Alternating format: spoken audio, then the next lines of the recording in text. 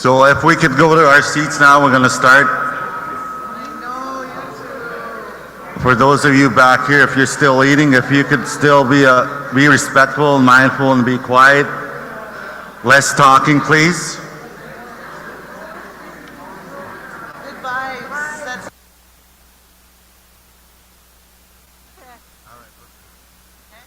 So if you're still eating, if we could just be quiet, we're going to go ahead and start this. The schedule for this morning is fairly tight. And we're going to go ahead with the opening prayer from Veronica Wabus. Right there. I'm going to bring the mic up to you, if you don't mind. If we could all be mindful, be respectful, and be quiet if you're still eating. And be less talking. Thank you very much, and if we could all please stand.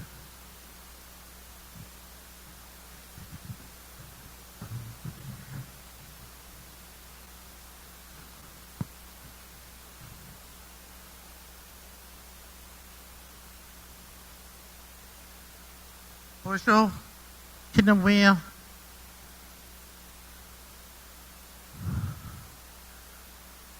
Nin, I'm going to say it in English, Thunderbird, Strong Thunderbird Woman is my name. And I'm also Black Turtle Warrior. And my spirit helper is the Wendigo Khan. And the eagle is my spiritual helper, and I'm all mixed up. Try over again. Wendigo Khan is my spirit helper. The eagle is my clan. I just want to say to the Creator this morning, thank you for waking us up. Thank you for giving us life. Thank you for everything that I see that you have given us. The water, which is very important for us so that we could live. The things that we eat, the animals, the fish, the birds, and all the things that is here on earth. He has provided that for us. And this is what we as Native people has to learn, that we were here, placed here to take care of the earth and live by the earth. And that is where we're going to get our healing from. In the land, we have this beautiful land out there that we need.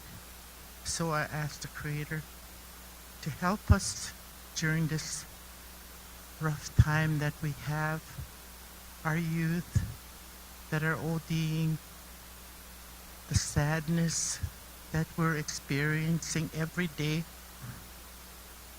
You would give us strength.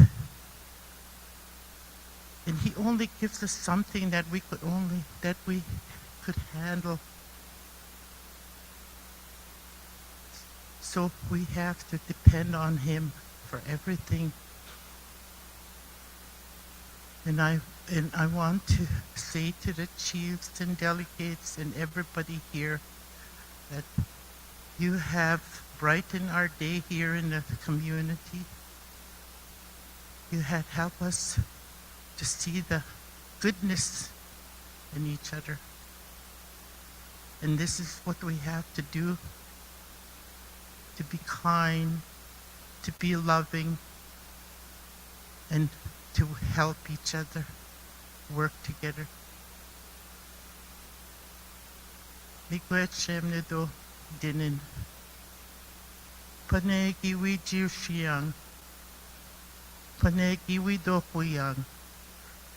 Giginwa mishom sananik nok misnanik. Amadik ibishayek. We do kushnam. Chi we do wagdan we chinishnabem nanik. Pinojinshake, Pichik the Maxiot, Minagashkip Madziad, Widoko, Mishom Sananik, no Pastanik, Kuwait Yuke, Kanib Wiad, Widoko, Amanda Gibishawat, Miigwech Dina, Shemido, Ha Miigwech. Next, we got Alan Delgiesic. If we could all remain standing.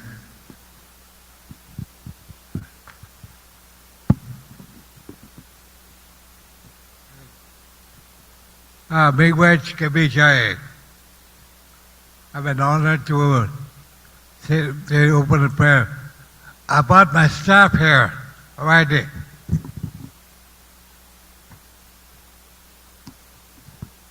My staff is called the healing staff. When we used to go for our healing walk, we walked Kadokbing to Thunder Bay. We did that 3 times. In honor of, we pray every day, like we drugs, alcohol, suicide, racism. Every day we pray, and that when it's my healing staff. So I thought I was going to bring it yesterday, but I didn't have no help. And then the red dress, it's honor of the missing men and women. I wonder what are we doing about it? Every time I look at my Facebook, newspaper, or radio, or television, lots of people, our people are missing.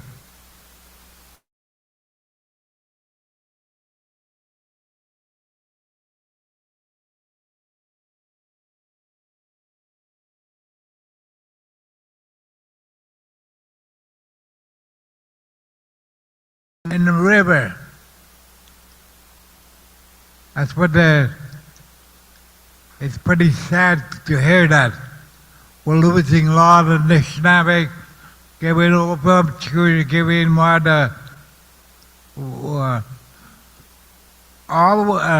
they ask me many times, what do you people want? We want to be treated equal. We want to be same like everybody else. We're not higher than anybody. We're not lower than anybody. We just want to be even. So I'm real happy to see my friends up north. See them. It kind of brings my spirits up high. I often wonder, after I quit politics, I often wonder how you people are doing. I read in the newspaper. Look at my friend Peter here. I know him a long time. He even went to residential school. I'm always happy to see him. Even people of north, even grouping all the other places. So it makes me wonder, what are we doing with our people? We're not missing. Maybe we should put our agenda or some resolution. How are we going to do it? We got to work together. And my healing staff, I was going to do it this year, but it's kind of low. We're going to try it again in next July. We're going to we'll look for support. Maybe you people can join us in June. 7 days we walk through Thunder Bay. It started a long time ago when we walked Thunder Bay to Kenora. 10 days walk. So we got to keep praying. We got to keep supporting each other. Miigwech, Bashotanan, Lokastan, Vidokushanma, Deva Mao Jetoyan. And I pray that we have an open mind, that we all treat each other as equal, no matter where we live, no matter what we do. Menendo de Noshakat, Joshkin, or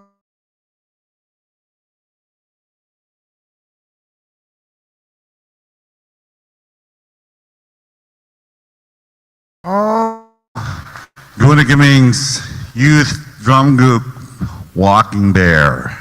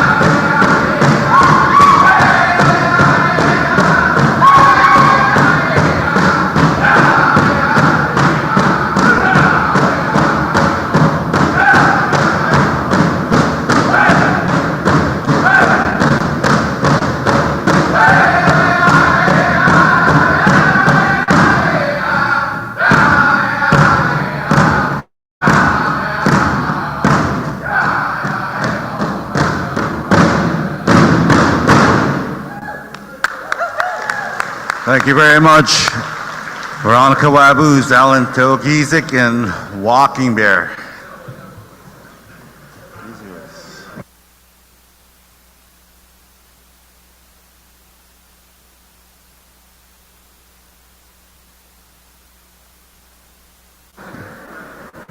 Miigwech. Okay, so going to right into business. I'm going to review the agenda, and then we'll take a resolution or motion to accept it thereafter. So at 9:30, we've got Long Lake 58 First Nation Welcome Address. Chief Judy Desmolin? All the way through? Okay. So breakfast a.m., 8:45 registration, 9 a.m. opening prayers with the drum group, Walking Bear, prayers by Veronica Wabus and Alan Tagijic. 9:15 we've got the review and acceptance of the agenda. 9:30 we've got Long Lake 58 First Nation welcome and address by Chief Judy Desmolin. 10 a.m. we have community experiences by Long Lake 58 First Nation. No? Do we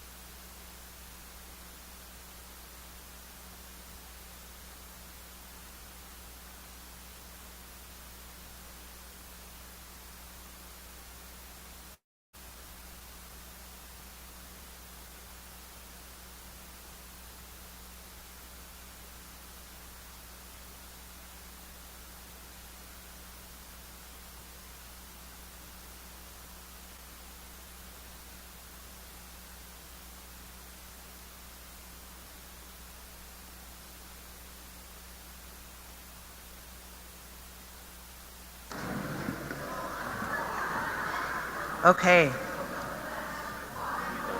So 9:30 Long Lake 58 First Nation Chief Judy Desmolin's address and welcome.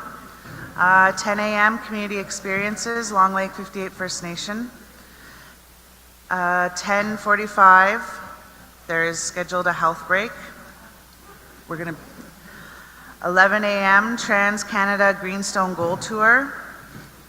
12 p.m. lunch is going to be provided. 1 p.m. Matawa Development Corporation. 2:15 health break.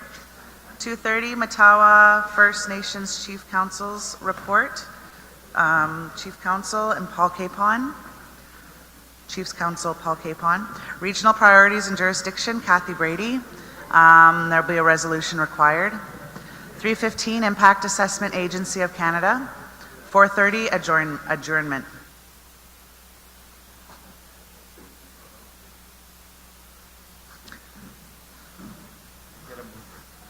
Can we get a mover? Yeah. Okay. Good morning. Chief Judy Desmolin here. Since this agenda was drafted, a few more developments have happened for changes. So we're asking that everybody, all the delegation and our elders here, we're asking that you join us on a tour of the Greenstone Gold Mine. Lots of you that came in from the west, you see some of the development out there. So, we're going to take the time to take a tour of that place because it's going to give you a really good view of what may be coming in other parts of our territories. And then after that, we have another partner within GGM. They're hosting a luncheon for us at the camp. We have a camp over there. So after the tour, we're all going to gather for a luncheon at 12:10 by the time all the buses arrive to the camp area. It's right there in Geraldton, not far from the tour. And then, then we're going to have a presentation there. And then we're going to head back to this meeting room. We should arrive by 1:30. We should arrive back by 1:30. So, so we're encouraging everybody to come. There's going to be 3 buses coming. One bus will leave at 10:30. One bus will leave at 10 minutes apart kind of thing. Just so that we're we're not bus to bus going through the tour. Then, so that's what we're asking the delegates and those who are participating today to join us in. Oh, and right after this, like where it says my welcoming, I can do a quick welcoming, but we're also taking this time, we've invited Chief Dorothy and Chief Sherry and we've invited Greenstone Gold Mine to make a presentation on their mining company, and then we're going to highlight a few things of how we're involved as communities. So that's my friendly amendments. Miigwech. Miigwech.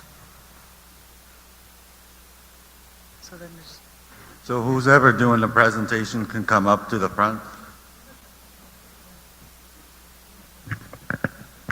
Okay, so Chief Dorothy, can you join me up here? And GGM and Company. I see Mr. Newhook.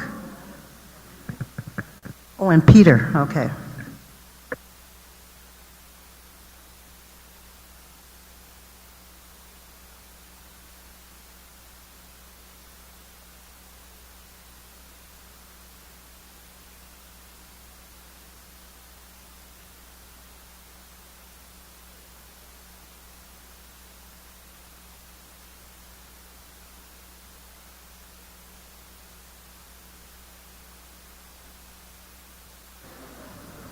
Be mindful and be respectful of the presenters, to be quiet, and to have your phone ringers in silent. Thank you very much.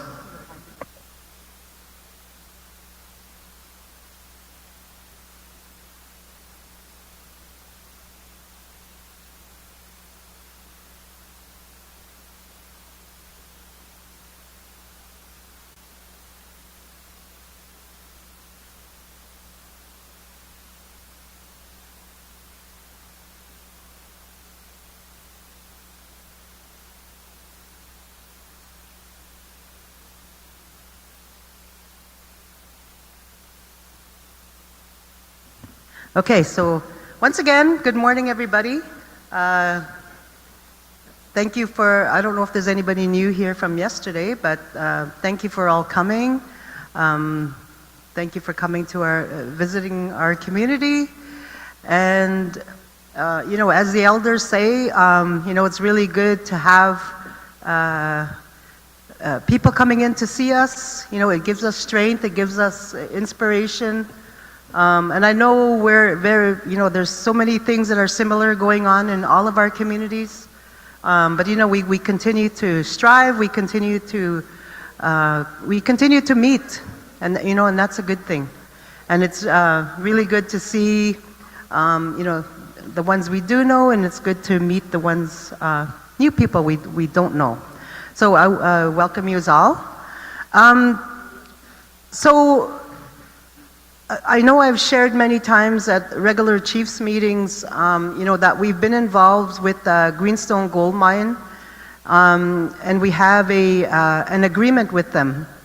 But we're going to get into that later. But at this time, we're going to allow two of the representatives from Greenstone Gold Mine to give a presentation. And so this is Dave Newhook to my right here. And in the corner over there is Peter Razovich. So he's been, he's the newcomer to GGM. What's your title again, Peter? Indigenous Relations Coordinator. Okay, Indigenous Relations Coordinator. So for our people, and especially Veronica, this is the new Daniel Gagno. So we used to have Daniel in that position, but Peter's the new Daniel with us. So I'm going to allow, for the sake of time here, I'm going to allow Mr. Newhook here to give the presentation, and we may or may not have time for questions later, but later when we come back from the tour and after lunch, Chief Sherry and Chief Tuito, we can pretty much answer a lot of the questions you may have, and we can elaborate on different things. So, okay, so we'll go ahead with Mr. Newhook. So, welcome.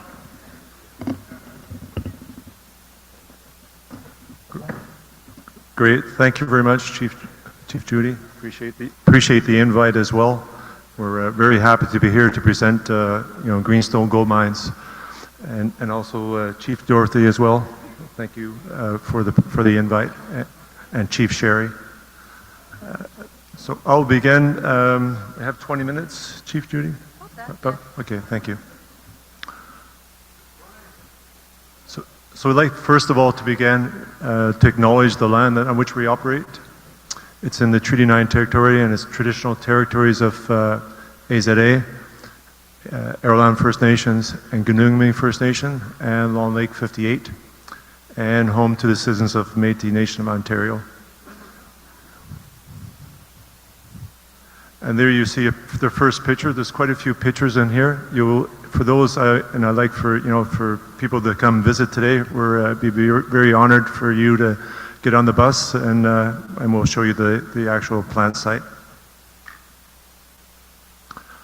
This is just cautionary notes for any public company. So I'm just saying, treat this presentation. Don't treat it as take it to the bank and buy shares. It's all information for the presentation. The agenda we're focusing on is health and safety and security, construction update, operations, environmental and relations, employment opportunities, and then a slide on Long Lake 58 and Manodum, which is the business development arm of the 3 First Nations.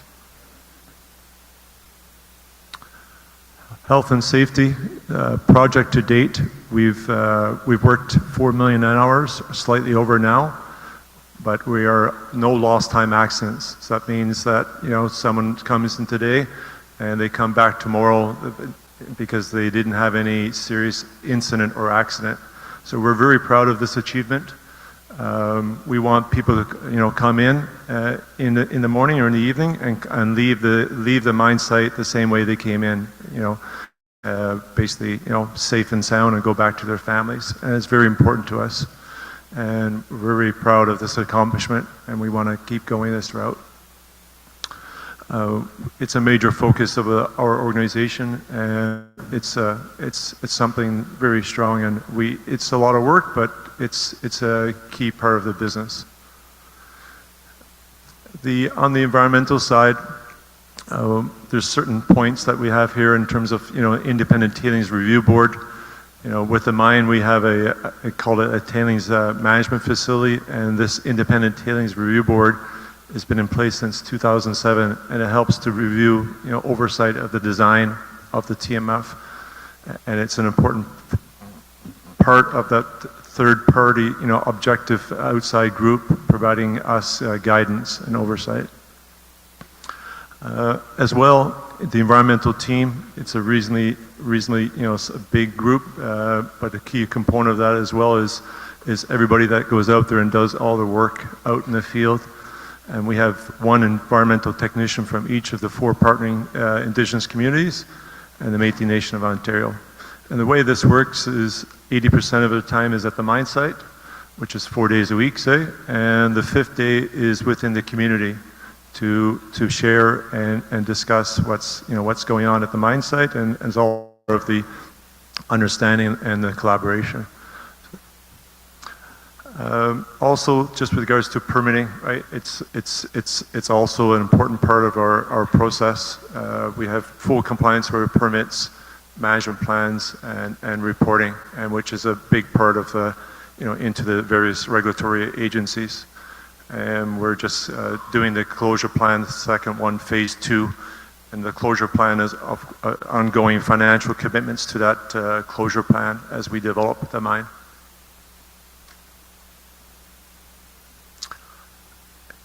Here's a picture. I have a laser pointer, but obviously it won't work on all the, and I don't think we'll work on the flat screen TV, maybe not. So I'm not sure here. No, no, it goes away. Anyways, so if you look on the, so the very top right, that's where obviously where we are at in the town of Long Lac, right? And on the bottom left-hand corner is the new highway, which opened up yesterday, by the way. If you'll be driving on the new highway today, in the buses there. And on the right-hand side, between the old Trans-Canada Highway and Kenogami-Mrs. Lake is the mine and the pit development and the plant site. So you'll be coming on the very far right there and driving up towards where those blue buildings are. And we'll go in a tour of the plant area and then over to the mine. That's a beautiful picture. Here's a 3D rendering of the facilities. On the left-hand side, we have the mine, which is to the east towards Long Lac here, and on this side, which is the western side, is more in terms of the processing plant. And basically, we take very big rock and we crush it down and grind it down to the size of sand, which is beach sand, basically on a beach. And that's how we are able to, obtain the gold is by having the rock very tiny.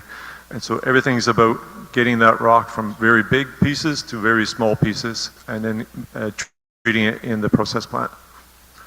So this hasn't changed. This has been a 3D rendering for 3-4 years now, and that's what we're building, and that's what you'll see today when you go on the visit. We had our opening ceremonies in September of 2021, and so it's it's been only 2 years, come in another couple of months. So at the time it was a bit of a cold day, if everybody recalls, and Chief Judy had her hard hat on and her gloves on, and everybody else spoke as well, all our partners. And so and we only had at the time the administration building, the construction building, administration building built, and everything since has been, building up. So it's been pretty fast going here. We're on schedule. We've been on schedule since day one, and we're committed to, we're doing our best to stay on schedule. If you notice up top, it's July of 22. And down below is July of 23. So a difference of 1 year. What you can tell there is that just all the steel buildings, the concrete and the steel and the buildings are enclosed. So now lots of people are working inside, installing all the equipment, the piping, the electrical, everything inside. So basically everything from a earthworks and a structural perspective is basically complete. Now it's everything inside.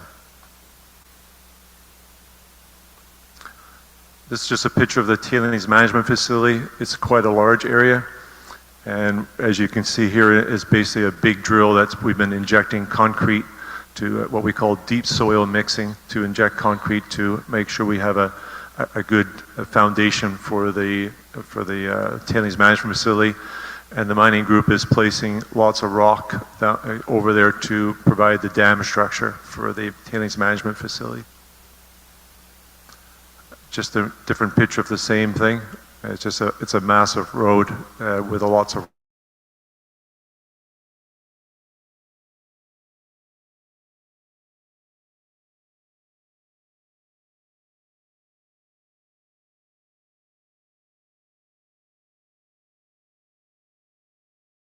We're basically built our own power plant, and this will be in service in another couple of months. So it's a big achievement. It's one of the infrastructures that we had to do in addition to building the mine. It's like building the new highway, the OPP, the MTO, the new hydro station, and a new power plant in addition to the mine. So there was quite a lot of mini projects that we had to do to make sure that the mine operated, quite well. Here's a truck shop. So once we get going, right now we have 8 trucks. At some point we'll have like 30 of these trucks. So if you notice the bottom in the center there with a fairly large building with 8 bay doors there, basically big truck shop doors, that's where all the maintenance for all the mobile equipment will occur. And in addition to the 8 trucks, we have quite a lot of support equipment, drills, shovels, all that sort of piece of equipment, graders. So it's a really large building, and then the warehouse is on the other side. And so this is a bit of a close-up of the plant facility.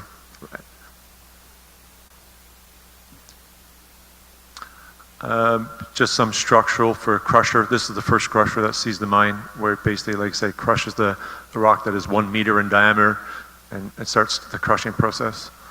It's just some conveyors to connect the various buildings between the crushers, so just connections, and you can see it. The blue, by the way, is the company colors. It's owned by 60% by Equinox and 40% by Orion Financial Services. It's just the main processing building where we grind the rock. You see the top right. It's basically almost like a tumble dryer, right? A very big tumble dryer, but we have steel balls inside the mill, and basically the steel balls, right, crush the rock. It's a big mill. It's about 8 meters in diameter by 12 meters long, and about 11 megawatts to drive the mill.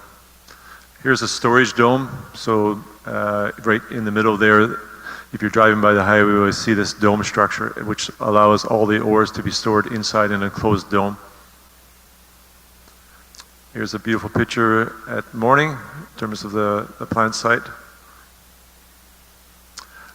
Some of the highlights, so if you notice the milestones, I've talked about the opening ceremonies, and also if you look at commenced construction, which was October, commenced mine pre-production, so the mine started up in October of 22, a year later. Power plant commissioning in the next 2 months, and the TMF available for end of this year. And the commissioning will start Q1 of 24, and the first gold pour is next year, the first half of the year. So as soon as we can get the commissioning going, we'll pour our first gold.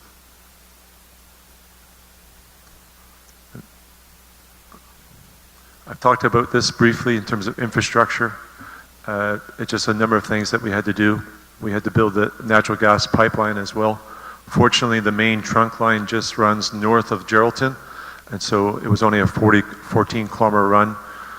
And then the Hydro One and the Geraldton Operating Center.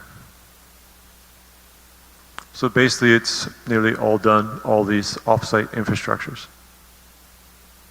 except for the hydro station, which will be built over the next year or two. Here's a truck. You'll see pretty close today, up pretty close to a shovel. We're mining what we call overburden, which is before you get to the rock. There's 3 or 4 meters of just soil. So you'll see pretty up and close the shovel in the trucks today.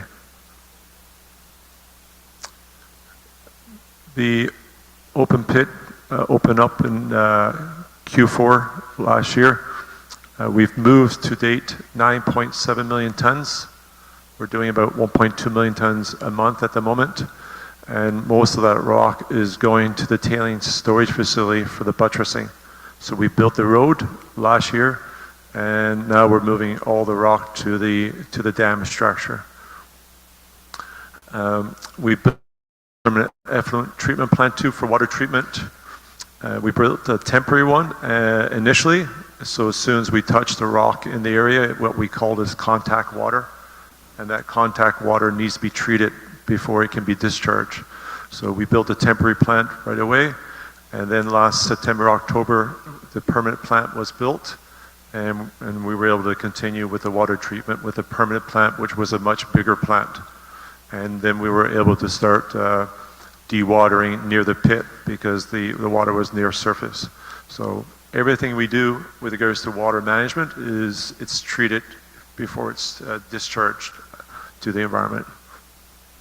And our big focus at the moment from an operations perspective is right now the construction group is doing a very good job of building the place, and pretty soon they're going to give us the keys to the truck or the car, whatever you drive, and we need to be, the operations group needs to be ready to take the keys and know how to drive it and know how to maintain it.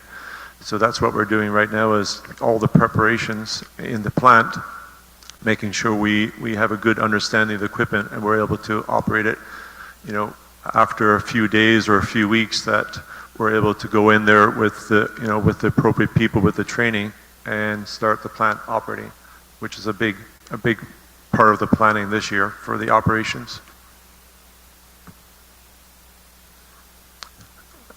Currently we have 8 trucks. We have 1 shovel. We don't have a loader yet, but we will soon. And we have drills, we have dozers and graders. That's the major production equipment.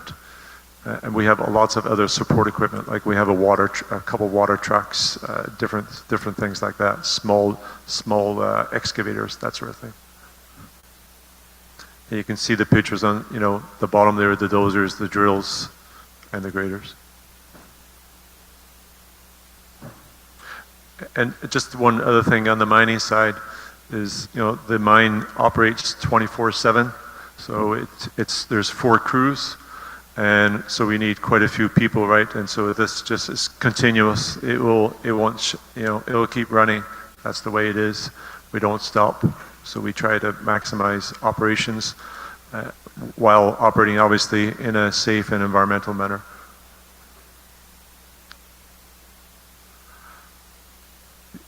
The environmental side is, you know, we did a EA, quite a detailed report, and we've established quite a few water sampling areas, surface and groundwater is a big part of the environmental group with the team that they have, to making sure we collect these samples regularly and they're checked, right, to make sure that we're doing as expected and you know, we're in compliance. So it's a big part of, and that's, you know, 365 days of the year, it's the team is out there working hard, right? We also have air monitoring stations, so collecting for basically for dust, and we have some noise monitors as well in the different areas. So the bottom left is what I talked about was the tailing management facility, and the very top is where the processing facility is and the open pit. So this is an open pit. It's not an underground. It's basically that's what it is. I've talked about the water management somewhat in terms of the permanent plant. All site contact water, we're, you know, dewatering it, and it's going quite well. If you can see a picture on the bottom left, that's inside the plant, and it's also running 24/7 right now. It's since September, since it was running. And that's when you first arrive today. We'll stop at the, you know, right at the front entrance administration building. It will be to your immediate left there. Goldfield Creek, we had to do some offsetting in terms of fish habitat. So we basically have a Goldfield Creek here that runs north of the TMF, and then it runs into Canogas Lake. So there's quite a bit of sampling and monitoring and fish salvaging. So this is also all about the activities that we do before we go in, and if we disturb any activities, or that we have to be, you know, quite cognizant and aware whether there's fish in the area or fish habitat, and protecting the fish. and doing the fish, ongoing fish studies, and removing, sometimes if this needs to be diverted, because this had to be diverted, we basically fished out a small area before we worked in there. Wildlife, we have a biodiversity monitoring plan, management plan. We track in terms of wildlife that's in the area. We report that as well to the environmental group. It's entered into the database, and we certainly are trying to protect the wildlife as much as possible.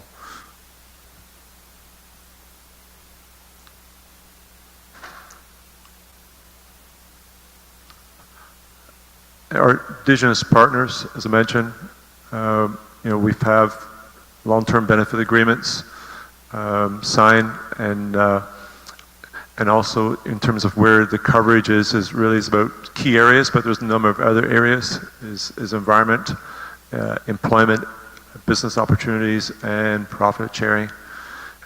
And recently there's been a Conognomus Investment Corporation that was established to pursue additional business synergies with Greenstone Gold Mines.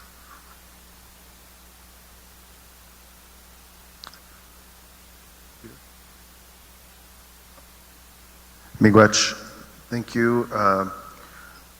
Before I speak, I just want to acknowledge the territory that we're all on, of course, the traditional territory here. And I guess people may be wondering, I'm a Gunoguming First Nation band member, and the last time maybe you saw me was in a Chiefs Council meeting, perhaps a couple months ago. A month and a half, 2 months ago, I realized it can help a lot from the inside of Greenstone Gold Mines. So I left the Gunoguming First Nation to come to work at Greenstone Gold Mines, and I'm finding the work, the volume of the work to help and assist First Nations from the inside is enormous. We start at 8 a.m., finish at 6 p.m. It's a workload to help the First Nations. And I just wanted to say that that's what I'm doing now. Hearing Veronica speak, miigwech to Veronica and Alan for their opening addresses. I'm overwhelmed by the elders when they speak and the chiefs when they speak, and I know that you will be hearing Dorothy, Chief Dorothy and Chief Judy and Chief Sherry, the three here that are in partnership with Greenstone Gold Mines, speak about the project. And I miss working with directly with First Nations to hear that on a more regular basis, but it's good to be here today. And Alan, yes, the walk to Thunder Bay, I was involved with that for 3 years, so hopefully next summer I can get involved in that through GGM. So I'd like to acknowledge also, Claire Gagnon is here. She's the Greenstone Gold Mines Indigenous Relations Administrator. Claire, if you want to, she's in the back corner there. If you want to stand up and so people can see, you must recognize her from More Than Words in Long Lac in the past. And we also have Christine Petch, Deputy Project Manager for Greenstone Gold Mines, next to Claire. And Peter Payunian is the Environmental Coordinator.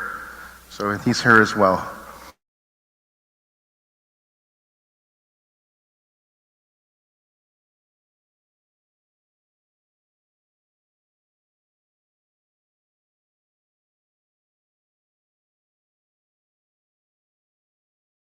Implementation committees that we have. These implementation committees meet monthly or quarterly or whatever, whenever the time comes, and there are great opportunities available. And we cover environment, we cover more than just HR, we cover everything, anything that's relating to the agreements. Thank you very much. Yeah, I'm just overwhelmed. My mom grew up here, as you know, Judy Razovich, on the point here in Long Lake 58 First Nation. It's great to be here today. Next slide, please. We do have an environmental monitoring program, as David mentioned, and it's Nishnabeg people working on there. Mike Fisher is here, actually. I think he's still sitting there with you, Peter? Mikey? He stepped up, okay. He's the Long Lake 58 First Nation environmental technician. We have Jason Chappies from Gunoguming and Louis Mendoegan from Arrowland, Will Matasanine from AZA, And Long Lake 58 has environmental monitor as well. The EM, Mikey, I just said him. Okay, and there's a subcommittee, the EAS, reports to the IC. If Peter or David want to speak more about environmental monitoring programming, no? Okay. That's appropriate. Great programming that we have. Workforce, turn it over back to David. Miigwech, everyone, thank you for having us here today. And I encourage everyone to go on the tour, and I'm looking forward to seeing everyone again. Thank you, Miigwech. Thank you, Peter. So just a couple more slides. So this is just the life of mine, right? So if you notice where we're at, 2023, and this is not construction. Right now there's about 800 or 900 construction people. In addition, there's about 250 operations people. So construction will be finished near the end of this year, and then the ongoing operation of the facility would continue for many years to follow. And this shows a peak around 500, 520, and maybe a few more than this. But you can see the ramp up as we add more equipment and the processing plant starts up. Here's in terms of, just as I mentioned, total employees, local employees, including self-identified Indigenous ancestry, and then self-identified Indigenous ancestry. So it's a reasonable percentage. We're striving to be higher as well. I think it's a good accomplishment, and it's all about working together here to making sure that people that want to work, can and will come to work and contribute on both sides.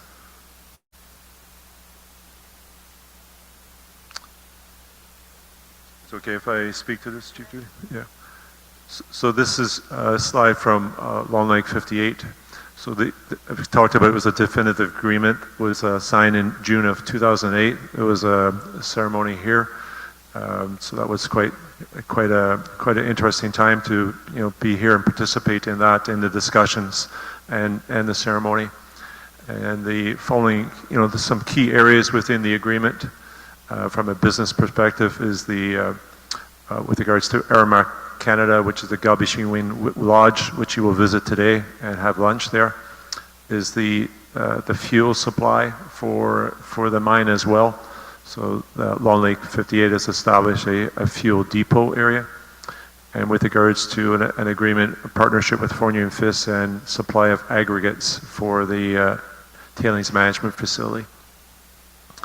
And the training, in terms of training locally and regionally, focusing on a number of key areas that supports the mine. Peter? Okay, I know that, like I was saying, when the chiefs speak with you, I know Chief Sherry and Chief Dorothy will also be speaking to this area. Manova Development LP was developed between the three First Nations, Roland, Gunoguming, and AZA. Means translates as clear path. Working towards business and biz ops, business development opportunities, and focus a lot on training for the couple of years, getting people prepared for the site. And like I'm saying, Sherry can speak a lot to this, and so can Dorothy, the infrastructure projects. Also Judy with the KIC infrastructure programming that will be developed, is developing now. I think those four chiefs, three chiefs here, four chiefs can handle that to talk about KIC. Miigwech, there was one question, how deep is the hole going to be? And I was told as deep as the CN Tower is high. So it's about 500 meters, if you can visualize that. It was a question that was asked me here. Miigwech, and I hope to see everybody on the tour and the lunch at the lodge, at the Aramark Lodge, following the tour. Great food. Thanks, David, for advancing the slide. Their Indigenous Workforce Development Program ran here and trained over 200 people, and 150 people secured employment.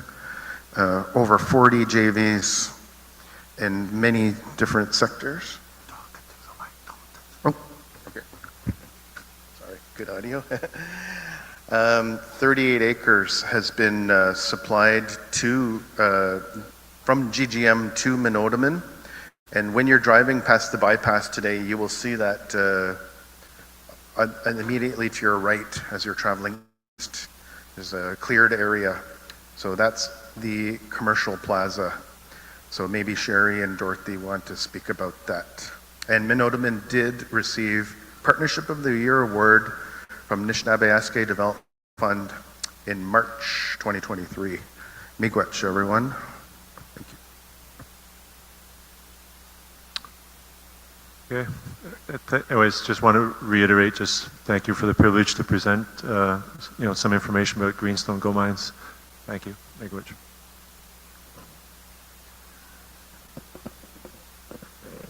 Okay, miigwech for coming today to share this.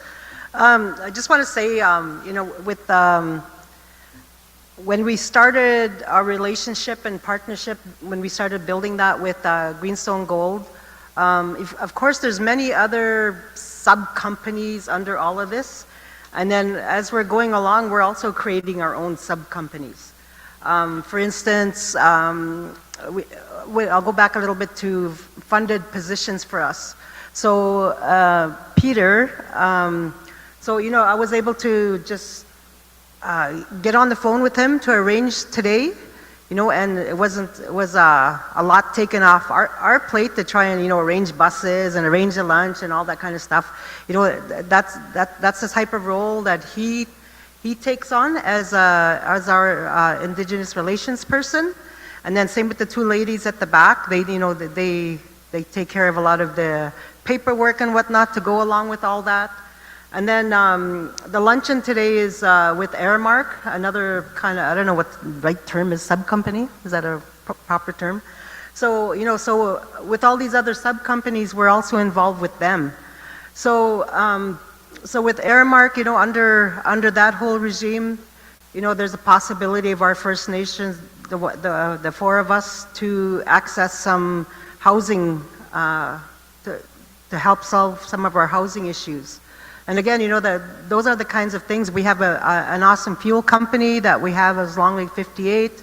I'm not sure if we'll be able to get there while your visit here, but like we're the suppliers for fuel to the company, so that means that there's going to be a lot of wealth generated for our community. Especially for our elders, the environment has always been the key priority throughout all of this. So, and again, when we just talked to a minister yesterday, and sometimes, they don't get what we're saying. So, it's the same thing with GGM overall. We got, there was a lot of, I guess, what would you call that? We had to inform them of, what environment means to us. So we've had to be involved along the way. So, we have really good eyes on the ground. It's not just somebody sitting in the office. I don't know if Mikey's back in the room. Are you back here? Give a wave there, Mikey. So Mikey Fisher, he's our representative, and he's always on the ground.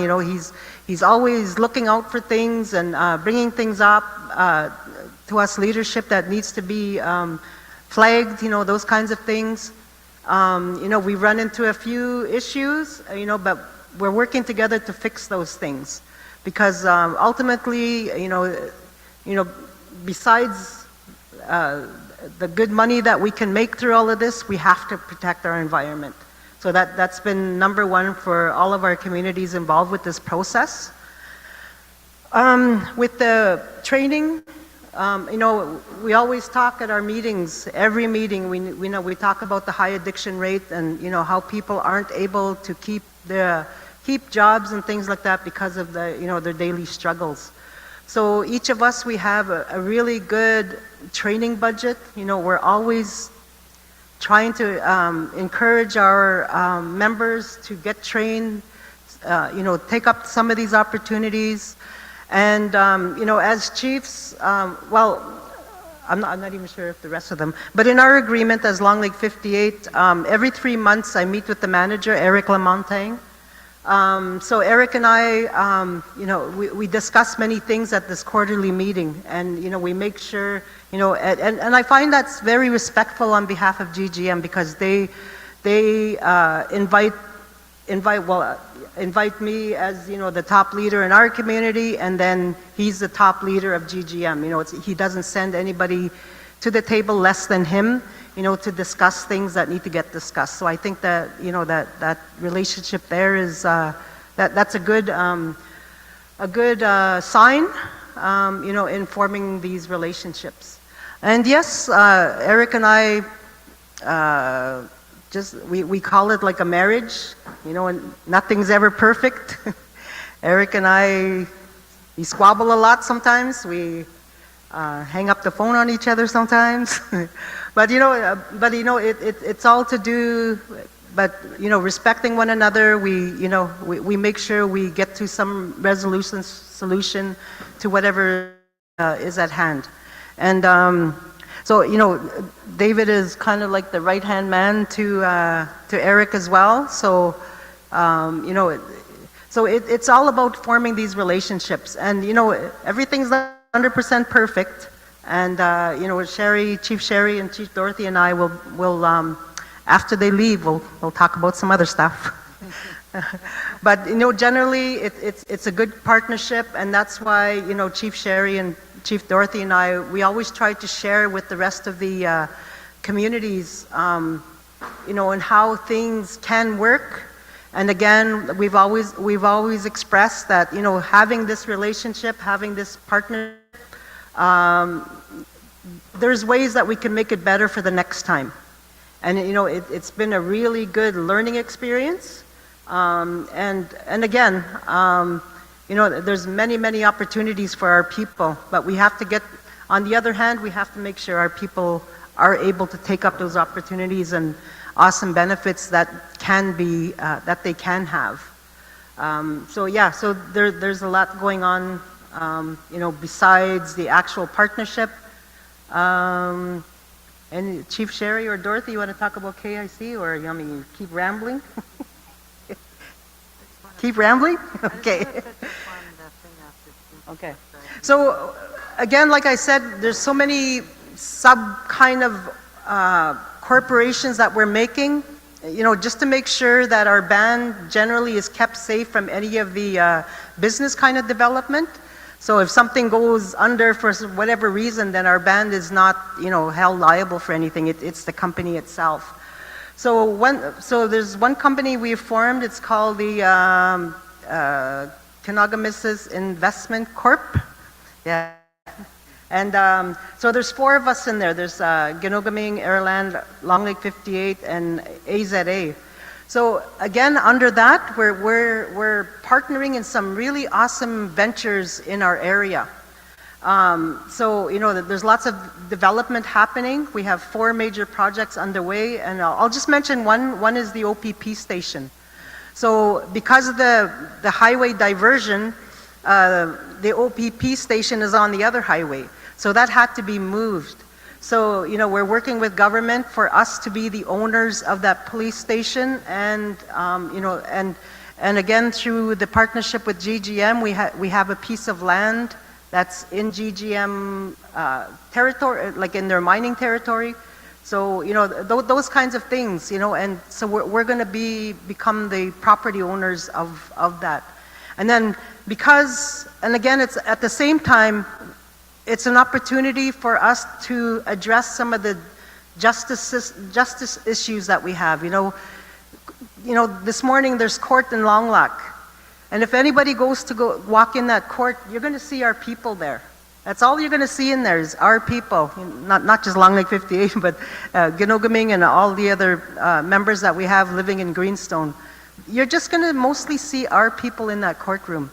So again, through this project, you know, we're going to be able to touch upon some of those issues and and be part of making that OPP station kind of more attentive to the needs of our people when they get arrested, and, you know, that kind of a thing. So again, you know, that's another piece that we're working on with different ministers to accomplish that. So yeah, so there's lots of things. There's always lots of things on the go. And just to let our community know, on August 4th, 15th? No, I forget now. August 15th and 16th, right? The Goldfield Creek. Okay, well, we had a creek diversion with the Gold Creek, So on the 15th and 16th, Long Lake 58 community, we're going to be hosting a 2-day information session on that whole process, and how that's being remediated and all that kind of stuff. So again, this is part of it, having these engagement sessions with our community members, ensuring that they are up to speed on a lot of these things as well. So, okay, it is now 10:11, so. Hello. Okay, I'll just quickly talk a bit. I know we have to do a tour, but we can come back and talk further on this development. Anyway, way back, we heard of GGM gold mine, and we wanted to be involved, and we got our foot through the door because these are our traditional territories. So to make a long story short, it all came.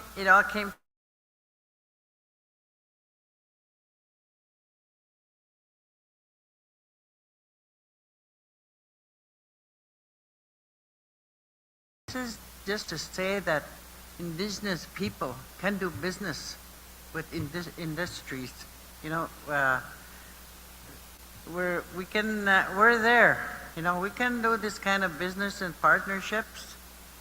And it wasn't easy. We met many times in Geraldton, even in Long Lake, Toronto, several meetings, to get this agreement done that everybody was pretty happy with. There were some things we couldn't get, but sometimes it's just how the ball rolls here, give and take. But I think we're pretty good. A lawyer, Kate Timpton was our lawyer for the 3 First Nations, and we were happy. We were very happy of the outcome. Had to bring other parties in to actually close it, and everybody was happy with the agreement. And GGM here, like I said, Eric Lamontagne, he has this accent. He's a Frenchman.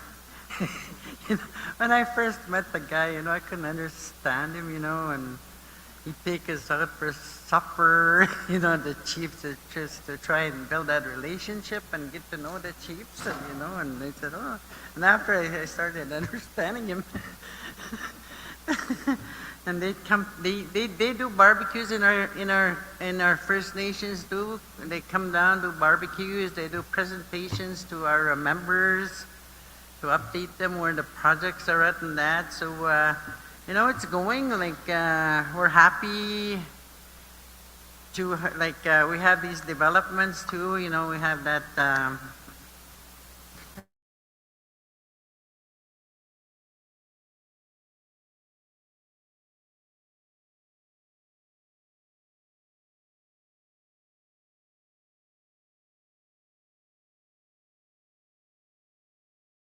we put together, that gives us a chance to get these joint ventures with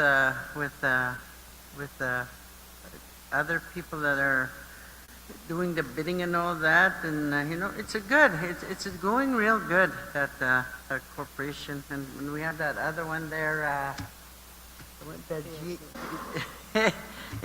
There's so much things, but we're getting there. It's not. I'm not saying it's 100%. We still have our differences, but we're getting there, and I'm happy that we have something going for our First Nations. Like I said, it's a start. Like you guys, we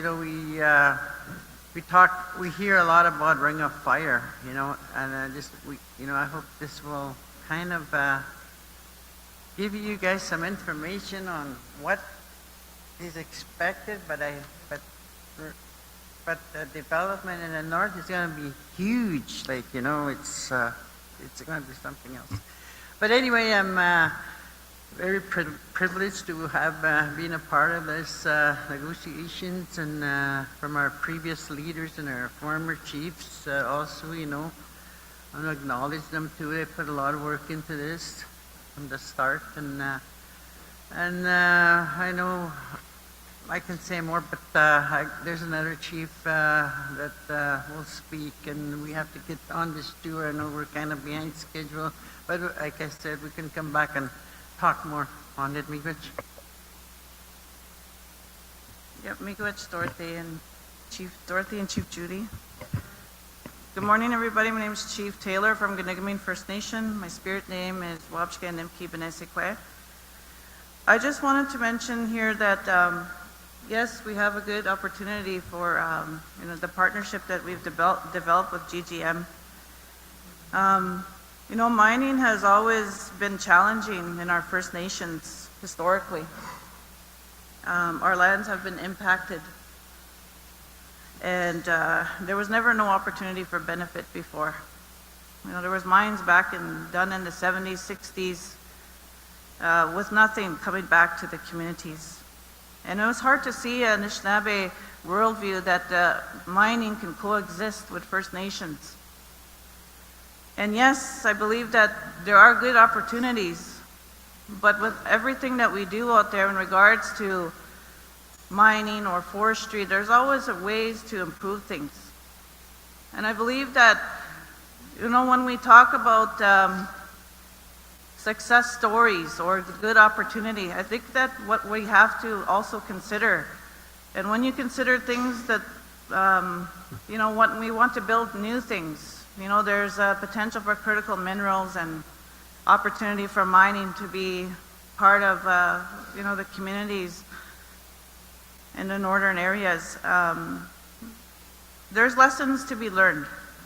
And those lessons, we talked a little bit about that, Minister, yesterday. We should have a decision-making authority with them when it comes to providing permits, when it comes to doing the work that needs to be done on the environment, making sure that things are going to be done in a good and right way. So those things should have been done ahead of time too. And we should have been there to make those decisions at those tables.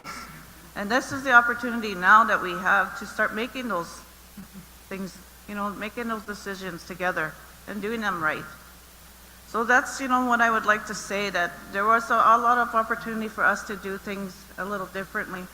And we're learning as we move along. You know, things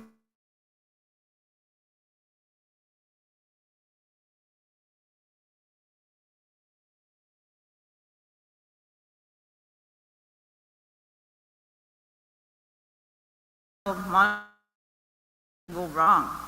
And there has been some hiccups along the way in regards to the environment. But right away, you know, they let us know what the, you know, any impacts of the land that may be something that we need to look at. So, you know, those things are important to us. Land and water, we cannot, you know, it's important to us who we are. So, and they talked about the partnerships and the what we have with Manodaman. We have a company that's formed between 3 First Nations. There's Ganigamin, Airline, and AZA. So this gave us the opportunity to build business. We have many joint ventures, and we have some opportunity for employment and training, amongst other things, you know, for our people. And a lot of things that we talk about today is our people, we're struggling with having them ready for work. And it's because of the, you know, we have a lot of mental health and addiction issues in our communities. And that's another thing that I think that First Nations need to consider if a mine is to go in your territory. Make sure that you have those things in place, because we're dealing with it today. In order for us to have more of our people working, we need to address those issues. And as we continue to move along, you know, where we're finding the struggle, and we're trying to come up with those solutions in our own communities as we move along. So with that, we do have a lot of good things happening, but, like I said, there are things that we're learning as we move along and that we can do and a lot better. And so, yeah, and they mentioned there's a KIC corporation that's with 4 First Nations with Long Lake 58. And there's many projects there that potentially could move ahead. So with that, I'd just like to say thank you for listening to me, and I thank you, GGM, for coming here to present along with us. And I hope everybody enjoys the tour and goes. Miigwech.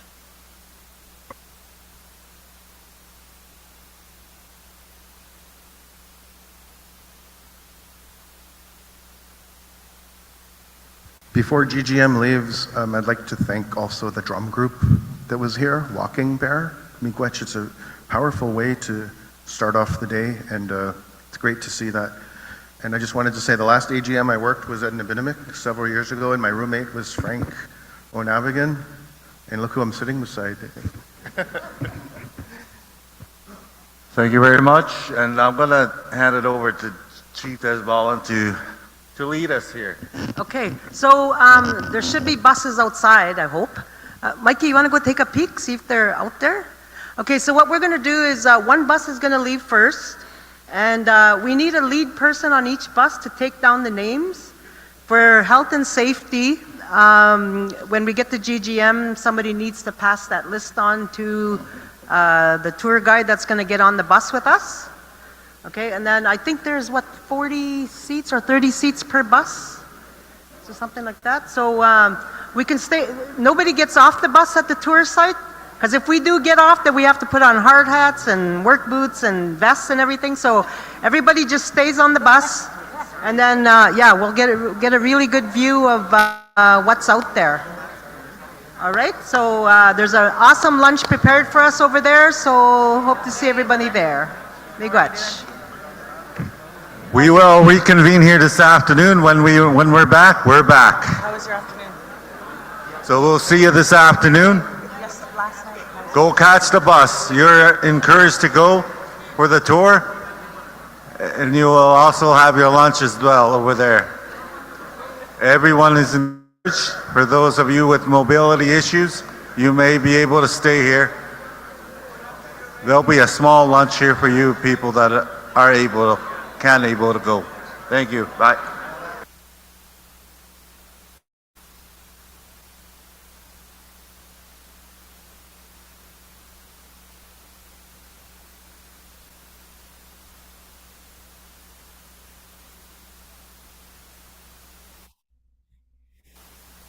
There's snacks in the back room here. If you need to grab something, there's fruits, there's drinks.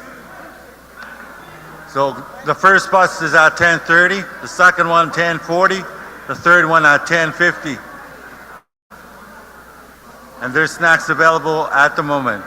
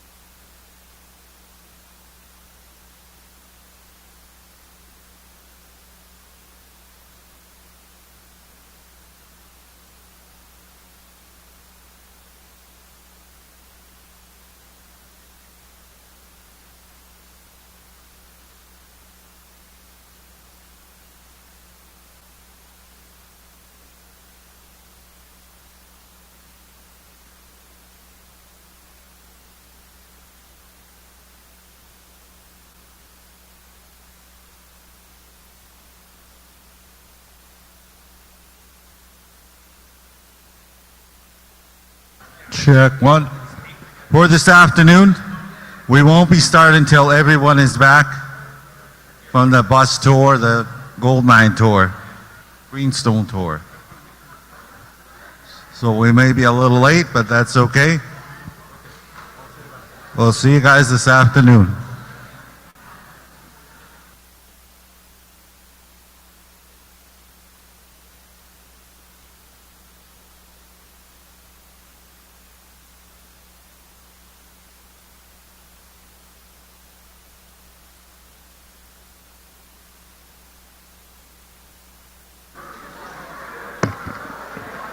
The first bus is at 10:30. It's in a few minutes, 5 minutes. Make your way there, please. Everyone is encouraged to go. First bus in a few minutes, 10:30.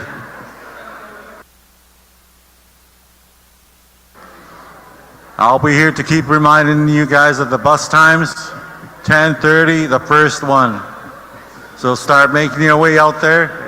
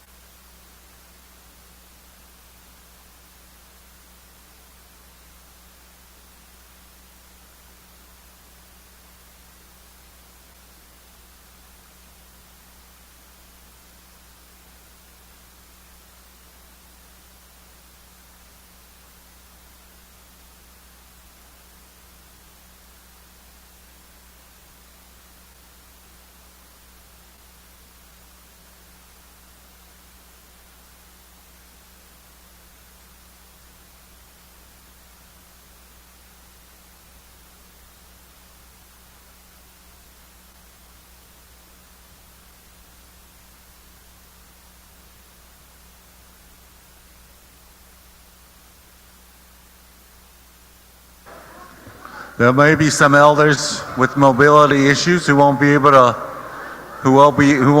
go. Their lunch will be provided here for them. They'll be looked after here. But please, the first one goes in a few minutes. It's 10:28, 10:30. Start making your way out there, please, and thank you. From the entrance, there's some goodies there, some caps or some pamphlets you can grab and go, grab and read.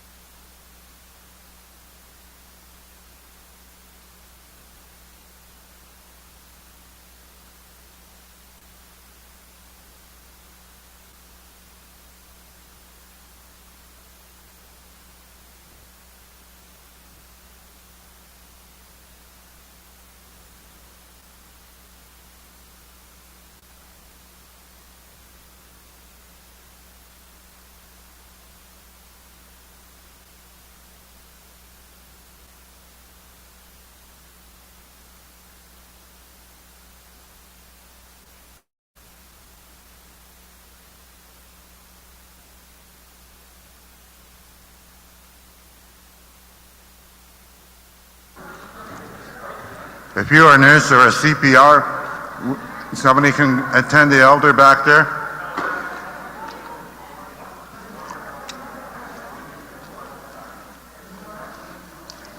Make room a little bit, guys. Give him some air. Don't crowd him. Make sure there's air to breathe. And let him have a seat.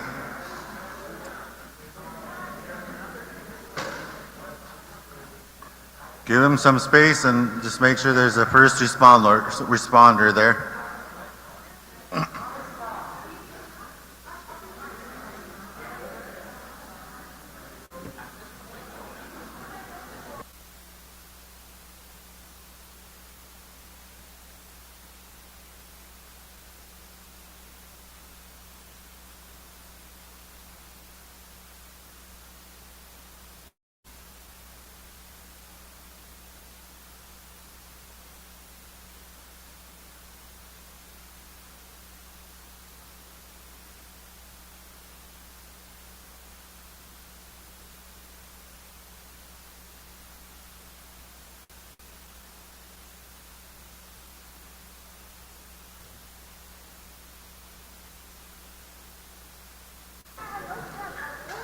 First bus should be getting ready, so just start making your way out there.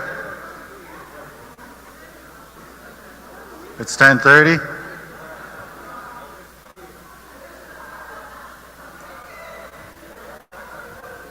We do have a first responder with the elder there, so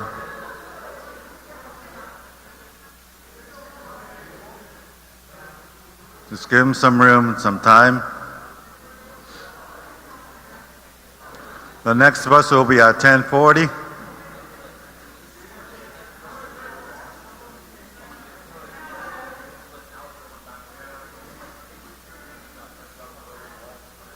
When he's able to,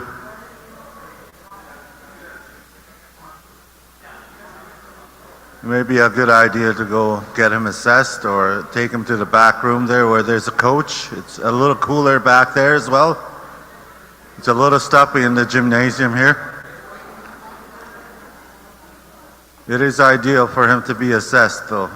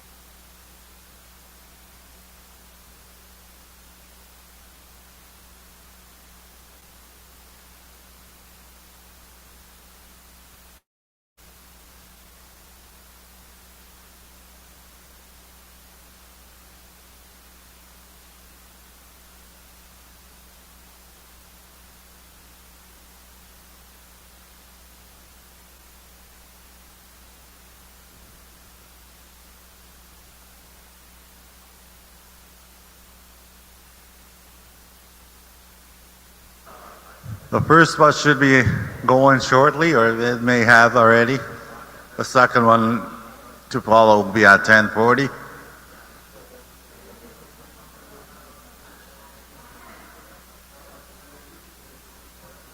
And we do have for our first responders with the elder.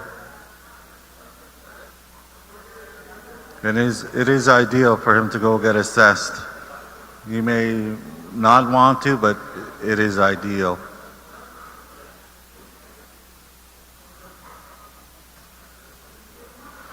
The next bus is at 10:40, so start making your way out. We'll get some air as well. We won't reconvene here till when everybody is back.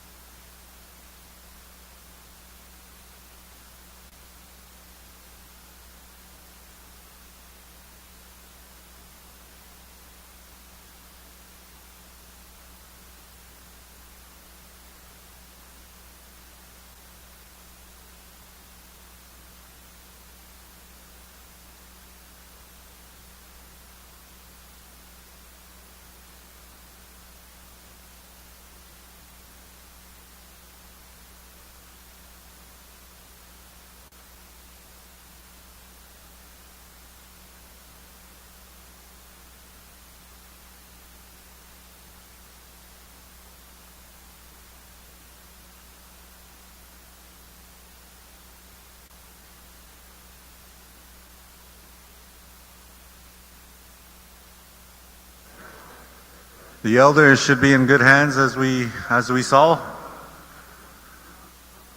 The next bus is leaving in a few minutes at 10:40. The last one at 10:50.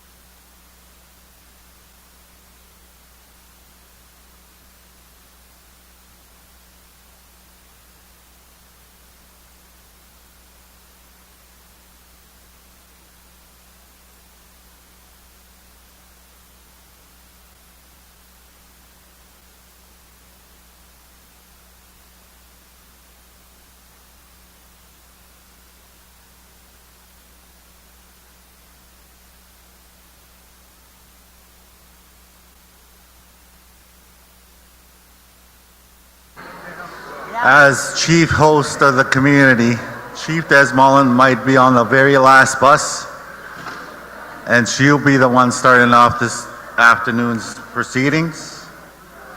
And we will continue to wait for her. So we'll be patient.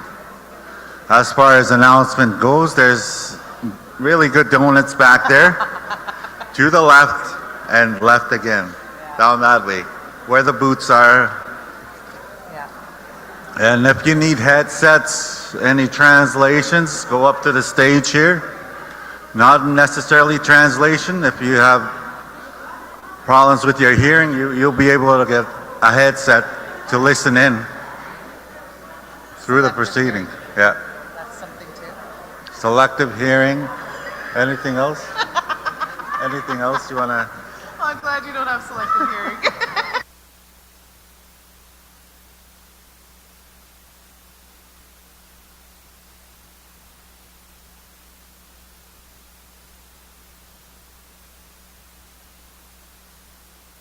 Hip surgery. And Judy. And I got such a deadly chill all of a sudden. I am home under a warm blanket. Yeah. Wait, I don't know. I don't know. Just give me a second. Just don't say anything. No.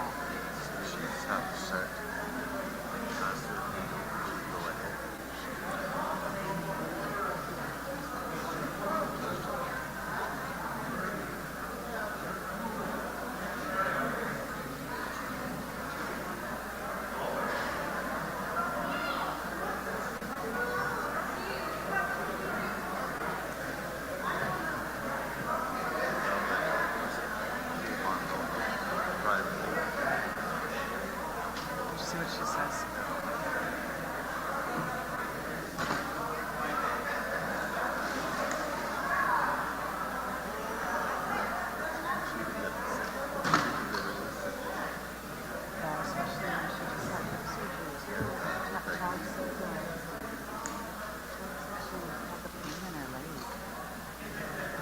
I told her too, you know, it's fast to be. I mean, I know like hip surgery is not like as, you know, there's a faster healing time, but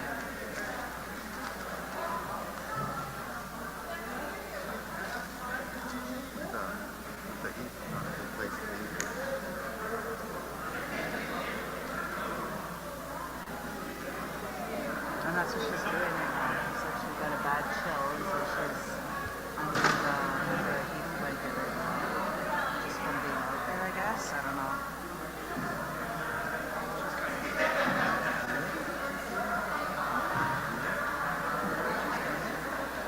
What did you say? She's coming? Okay.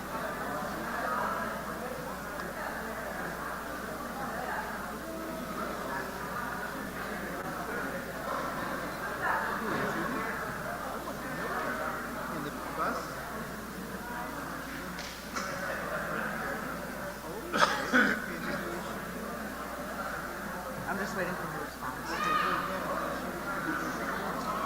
Yeah.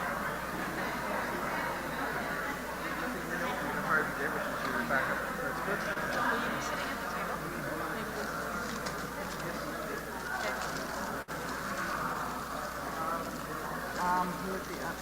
Who would be up Harvey? It would be Harvey, that sounds right.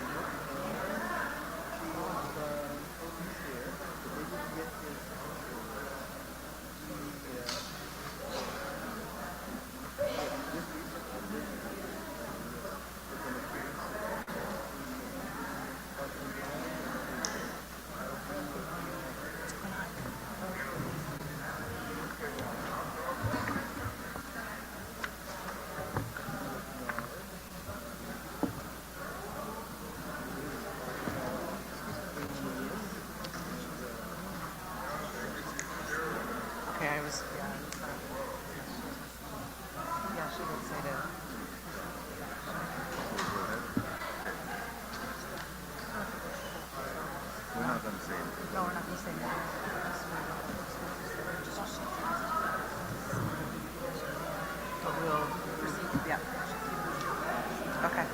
You're going to go ahead and do that? Okay.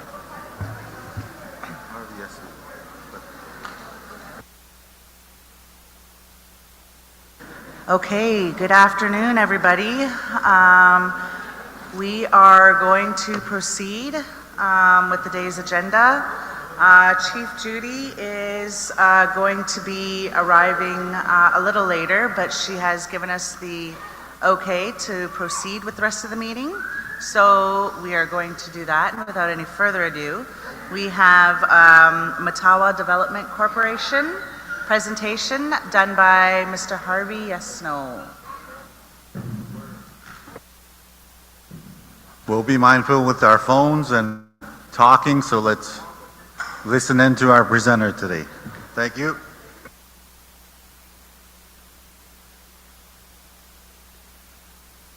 Okay. Thank you, Madam Chair, Mr. Chair.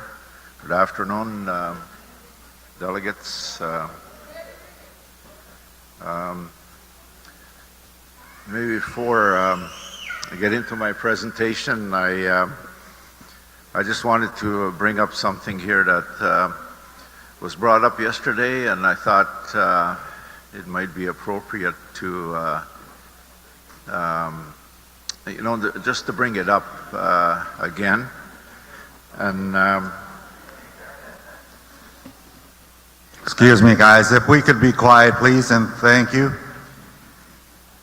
May be appropriate to bring it up again, and that's one of our friends or colleagues that was briefly mentioned here yesterday by Sarah Cockerton in her presentation, the late Tommy Yellowhead. And as you know, there's a film that won the award, and I think it's called the Golden Sheaf Award for research at the 2023 Yorkton Film Festival. And the reason I want to bring that up is Tommy sat amongst us here maybe even before Matawa First Nation Management was created. He had been a chief, a EDO, probably wore many hats, maybe even a director at one time. And I thought, when somebody succeeds or is recognized, we should, we should celebrate. We should be happy for our people. When they have an achievement, whether it's in sports, maybe they get their doctorate, things like that. Unfortunately, Tommy's not here to hear that, but I thought, why don't we give recognition and honor to his brothers and sisters or relatives or colleagues or friends from Nivitamic. So I'd like just to, recognize the chief and his group. Maybe if you could just stand up, everybody that's from Nivitamic there. And let's give recognition to Nivitamic and especially the late Tommy Yellowhead.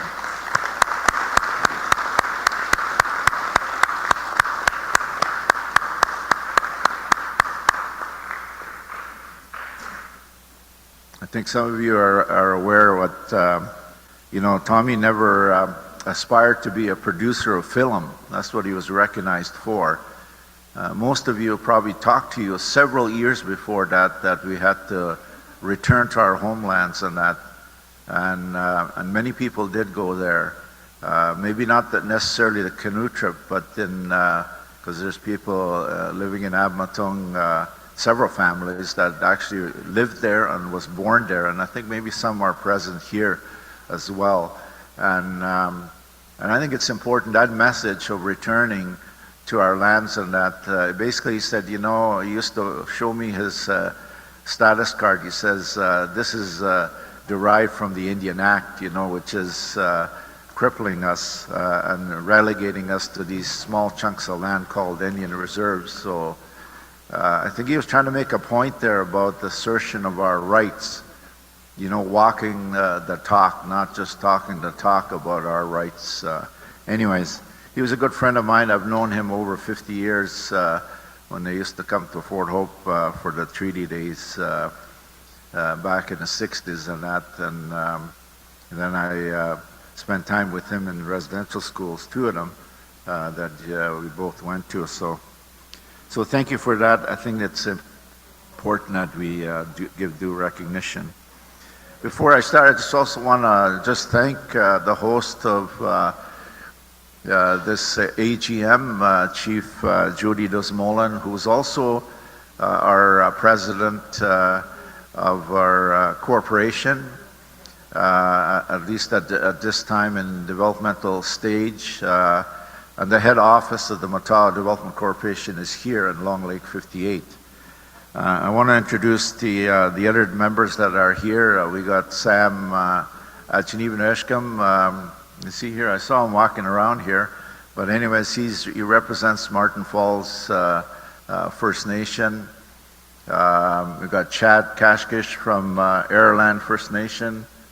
I saw him with his haircut here. Yeah, there he is. He's representing Airland First Nation. I don't know. I think is Stanley here too? Stanley Oskanigish? He was introduced yesterday, but he's representing Nivinimek First Nation. And Deneen Cooney. I knew he was going to come here, but I don't know if he's here. I had a chance to meet with him last night and talk to him several times. So he's representing Kinuguming First Nation. I'm still the representative for Admatong First Nation at this time. I also like to recognize and thank Ramona Sutherland. She was the chief of Council Lake First Nation. She was on the board of the Matawa Development Corporation. As I understand it, the chief and council will be appointing a director. And did I miss anyone? We have two First Nations that are not on board yet with the corporation. So we have 7 out of 9. So thank you, the board. I'm sorry I didn't put that on the presentation here. But how do we do this? Do I have a pointer or this thing here? Is that what it is? No, green. Okay. And going back. Okay. Okay. I only got a couple slides here because I've been to a lot of presentations where you have 15 slides and that, then you're only given 5 minutes. And I was kind of anticipating I'm only going to get 5 minutes. So, but I can do a lot of explanation of these. We did, in fact, Rosanna there did a real good job there putting the colors, because I thought I was going to have a pointer to be able to point. But so I'll use the colors to explain the Matawa Development Corporation group of companies. That's just the title of the, and this has been, by the way, presented to the chiefs several times in the last couple of years as this thing has been developed. And so what you see here is a refinement of the organizational chart, and I think we're visual people, so if I can talk just to the different points here, blocks, hopefully you'll be able to understand. This will be the only time I made this presentation to the chiefs back in December. Then again, I think February or May. So we're trying to keep periodic updates to the chiefs as well. And but if I'm just going to go quickly on this thing here, because you'll see more of this. But I presented this. That red that says Matawa member communities. That's the 9 communities. And right now, at the end of March, our population was over 11,000 people. On reserve, 51, almost 52%, and 48% are off reserve. So that's there, the Matawa, and they elect the. So the next block that you see there is the Matawa Development LP, and I'm using the language here, corporate language, I put in brackets there Matawa First Nations. Those are the individual First Nations. So now I said that we have 7 out of 9 that have joined the Matawa Development Corporation. Now, that's the limited partnership. Now, one of the things that, because this next group, the bigger one there that says Matawa Development GP Inc., that's the corporation, and that's for profit corporation. So I don't know how many of the corporations that under the Matawa First Nation management are for profit. Probably most of them are for not for profit because of the nature of the funding and stuff like that. But this company here is for a profit company. The chiefs created this a number of years ago for looking at regional opportunities. Over to that blue square that you see, what is that? The blue box anyways. Okay, you see the word partners there? Those are the four organizations that have been selected, and I'll explain later why they're selected. Ontario Power Generation, that's OPG. PCL is PCL Constructors Company. EC is Enterprise Canada, and EPCOR. Now each of these, as you know, OPG is when Harris government restructured that Ontario Hydro into 2 companies, OPG is restricted only to generation. That's all they do, is generate electricity. PCL is a group, consortium of companies, one of the largest companies in this country. And Enterprise Canada is more of a government relations lobbyist organization comprising a lot of senior business and government, retired people. And then EPCOR is a company that from Edmonton, and actually that EPCOR means the Edmonton Power and the utilities that they have there. So it's a company that specializes in water, wastewater, and industrial water. So those partners were engaged through an MOU in March 2020 at PDAC. Several of the chiefs were there to, it was a press release and so on that happened there 2020. I'm going to go switch back on the other side there. You see that it's orange.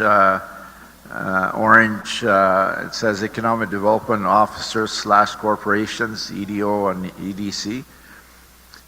This is probably one of the most important pieces or links that the GP, the corporation, will have with the member communities. And every community either has an EDO or a development corporation, or even some corporations. It's going to be important for the Matawa Development Corporation to have a good link with the local, each of the local EDCs or economic development officers, because it could avoid duplication, it could avoid conflict. So we need that connection there with your local EDCs, EDOs. Right in the bottom there, we have numerous advisors. That could be anybody from accountants, lawyers, and other advisors that the corporation needs. And now, if you look just underneath the GP, we got MDC, 100% energy, right across those green boxes there. And so that's based on some of the current initiatives that we have, that MDC says 100%. We're going to create a corporation. In the end, it may not necessarily be like that, but In some cases, it's good to have a corporation that's wholly owned rather than the MDC, the Matawa Development GP owning, like an entity there, and I'll explain that. So you got MDC there that says 100% energy. That's going to be wholly owned by the Matawa Development Corporation, and there's various reasons. Not every one of these may work that way. We're going to find out through the negotiations, but I think it's good as like a firewall, if you want to say, call it that way, to have, and it's that company who will own 50% of the joint venture or partnership, say in this case with OPG. The key thing here, chiefs and delegates, is that when these companies were selected, they all agreed that Matawa Development GP would have majority control on any new partnership. There's many businesses that are created where there's profit sharing, 51-49% profit sharing, but in most of those cases there is no equity. You don't get any equity. You don't gain any understanding about management, supervision, or anything about the business. Yes, it's great you share on the profit side, but what we're going to do here is that because we want to create equity positioning where you have capacity, so that, say, on that MDC, the 51% owning that corporation, that energy corporation with OPG as a partnership, on say on different projects, we'll have residual equity on the company. We're going to create value of that company. So it's not like you just distribute the profit sharing and then it's over. What this company will be self-sustaining. And this could be one of the biggest companies that, one day could probably provide a dividend to the Matawa Development LP, maybe on an annual basis, say $50 million, once we get those projects up and running. It should be self-sustaining. You don't want to do a project just 1 year, then it's all over. We need to create companies that will be self-sustaining, revenue generating perpetually. So that's just one of the companies. Same thing with construction. Oh yeah, I forgot to mention, there's a management company that's going to be determined in the negotiations. Now the next slides, I'll be able to explain a little bit more how that's going to work.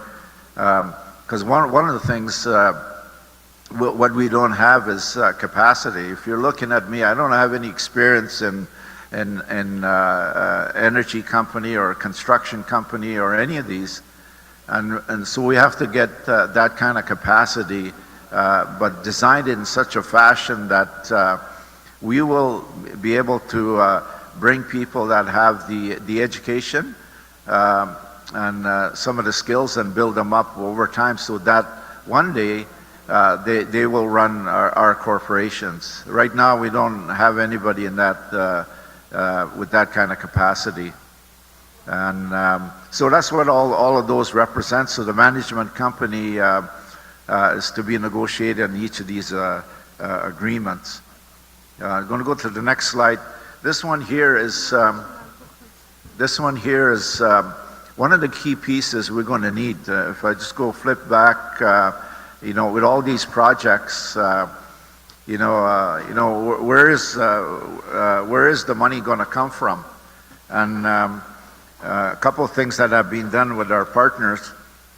They did an estimate of what is our community infrastructure for the next 25 to 30 years for all of Matawa communities, and just based on just desktop, okay. But that's still pretty good estimates. We take a look at the growth. I got the population numbers I gave you there. I have those from year to year to year. And so you can see what the population is right now. It's almost 52% on reserve, 48% off reserve. And and the growth anywhere from 2 to 3.5% on average. So when you can easily project that over time, that's less the people that are dying. So those kind of projections are used. You know what the costs are. You know what say the housing stock is in the community. There's data available that how much say a person needs water per day and so on, including electricity and so on. So those numbers computes that we need about $8.5 billion of community infrastructure in the next 25 to 30 years. The thing is, if we just rely on federal government through their minor and major capital projects, only 50% will be realized over the same period. We're going to have a big problem with housing stock, new schools, landfill, roads, electricity, and all that. So the idea here is to create one of the vehicles that we need to create is money for financial capital. So if you look at this, the vehicle that's created is one in the middle, but here we are on the green. That's us, the Matawa Development Corporation.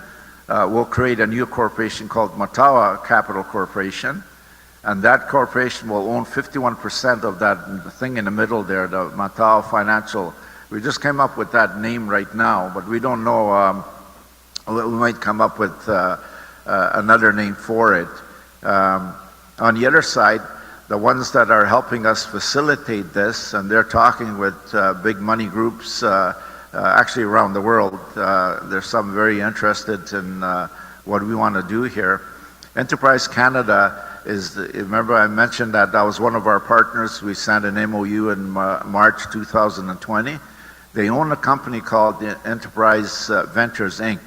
And that's the thing, like on the flip side, that's our Matawa equivalent to Matawa Capital Corporation. And that company will own the Enterprise Capital Incorporated under that on the enterprise side. And that company will own 49% of the company. And so they agreed, all these 4 partners we have agreed with that kind of arrangement from the outset on ownership equity in the company. And right underneath that is all the different types of projects that could be done in the kind of financing that's needed, whether it's community infrastructure, energy, and so on. And it could be anything there. So that company there will probably be managing a couple $100 million. And what we have to figure out under that company as well, that's why it's very important, and I'll get to that, about the board of directors that we have in place. Just think for a minute, which private capital company is going to put $300 million into that Matawa Financial Corporation and LLP. If we don't do our due diligence and don't know what our legal and functional responsibility is in the corporation. So this is going to be a key vehicle. It could be many different capital companies that will invest through that. And there's, you've heard companies like pension funds, like the Teachers Pension Fund, the CCP fund, and all, like that. And there's many others. And it could be banks as well. One of the banks that we're dealing with and talking with and is very interested is Deutsche Bank. It's a German-based bank. And so they're looking for big deals, So it's probably 10, I don't know how many times larger than the largest bank in Canada here, RBC.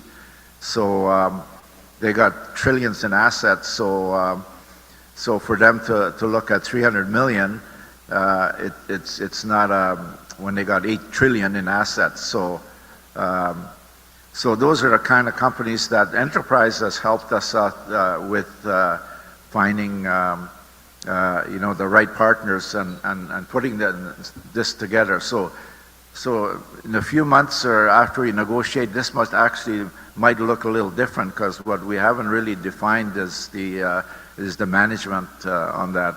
The other piece, that we're working on is on the wastewater utility, and that's with EPCOR, Commercial Services out of Edmonton. And that's their expertise. We have a proposal into ISK right now to do an assessment of all 9 First Nations water and wastewater facilities. Now, some of them are under construction, they're getting upgraded and so on. But one thing that's happening with every First Nation is operating their facility based on the formula or funding that you're getting from the government, either by square footage or population size. I think what Matawa First Nations need to consider going forward, because this is not a money maker, this is more of a this is a municipal service. And you know what's happening in our communities. You know, I've been to a few of these communities. One of them has such low pressure that the fire hydrants in the community could never put the fire out. You might have a big puddle on the road, but you wouldn't be able to put the fire out because there's no pressure with that water system. So there's something wrong there, you know, with the construction, you know. So that's the kind of assessment we're going to be assessing with all facilities.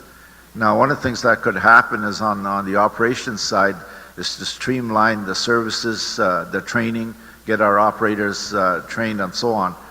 But here in this case, EPCOR, Commercial Services, this one is getting refined a little bit more because we've started negotiating a term sheet. We haven't gone to the actual negotiation of the alliance agreement. We don't call it joint venture because that has everybody's interpretation about it. We're going to call these agreements alliance agreements. So EPCOR, in this case, has agreed to a 39% stake in this new company called Matawa EPCOR. Right now, we're just going to call that.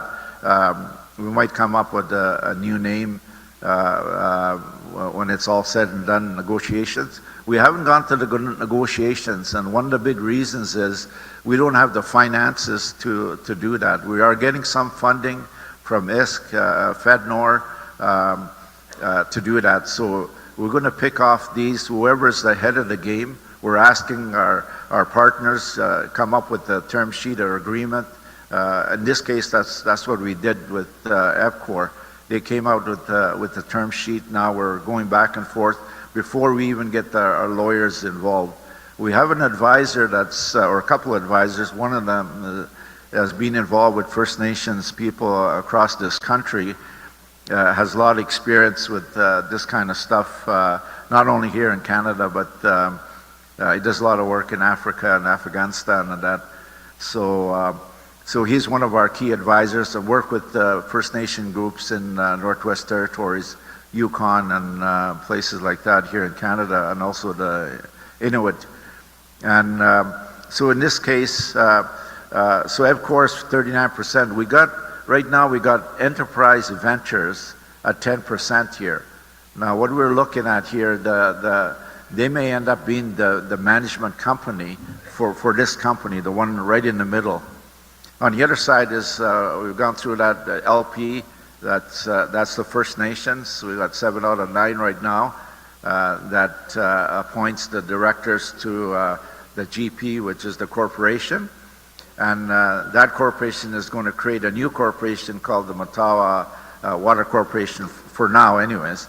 And it's that company that will own 51% in that joint venture partnership. So this one is ongoing. We're at the term sheet stage. So we're going to hammer out an alliance agreement. And but coupled with this, we're also going to have to do that study to really assess what the status of your facilities. We may know some of them are maybe need to be completely rebuilt. And you know the story, like in my own community, they just had the fire there with the problem with where the treatment plant got contaminated, and it's those kinds of issues that, and that's just water, but then wastewater as well. I know in our community we've had problems with overflows, And that's not good because that's getting into the water and lakes and that. That's against the law, actually, dumping raw sewage into a lake. So, you know, we're 2023 and we shouldn't be having these kind of problems in our community. So those are two vehicles. The other one that we're working on right now is with OPG. I don't have that slide here because I just wanted to talk about more about the alliance agreements here. But with OPG, what we're doing is we're gonna do an energy demand supply plan for each community. Again, we're going to take a look at the population growths. Some communities are looking at wind, solar, biomass, maybe run of the river. All of those things need to be looked at,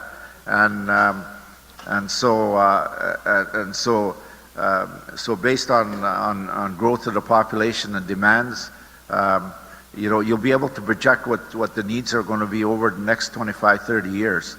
So that's the thing. And I know with the 5 remotes, I think once we get that study done, hopefully the conclusion there will be probably the best investment so far is in transmission lines.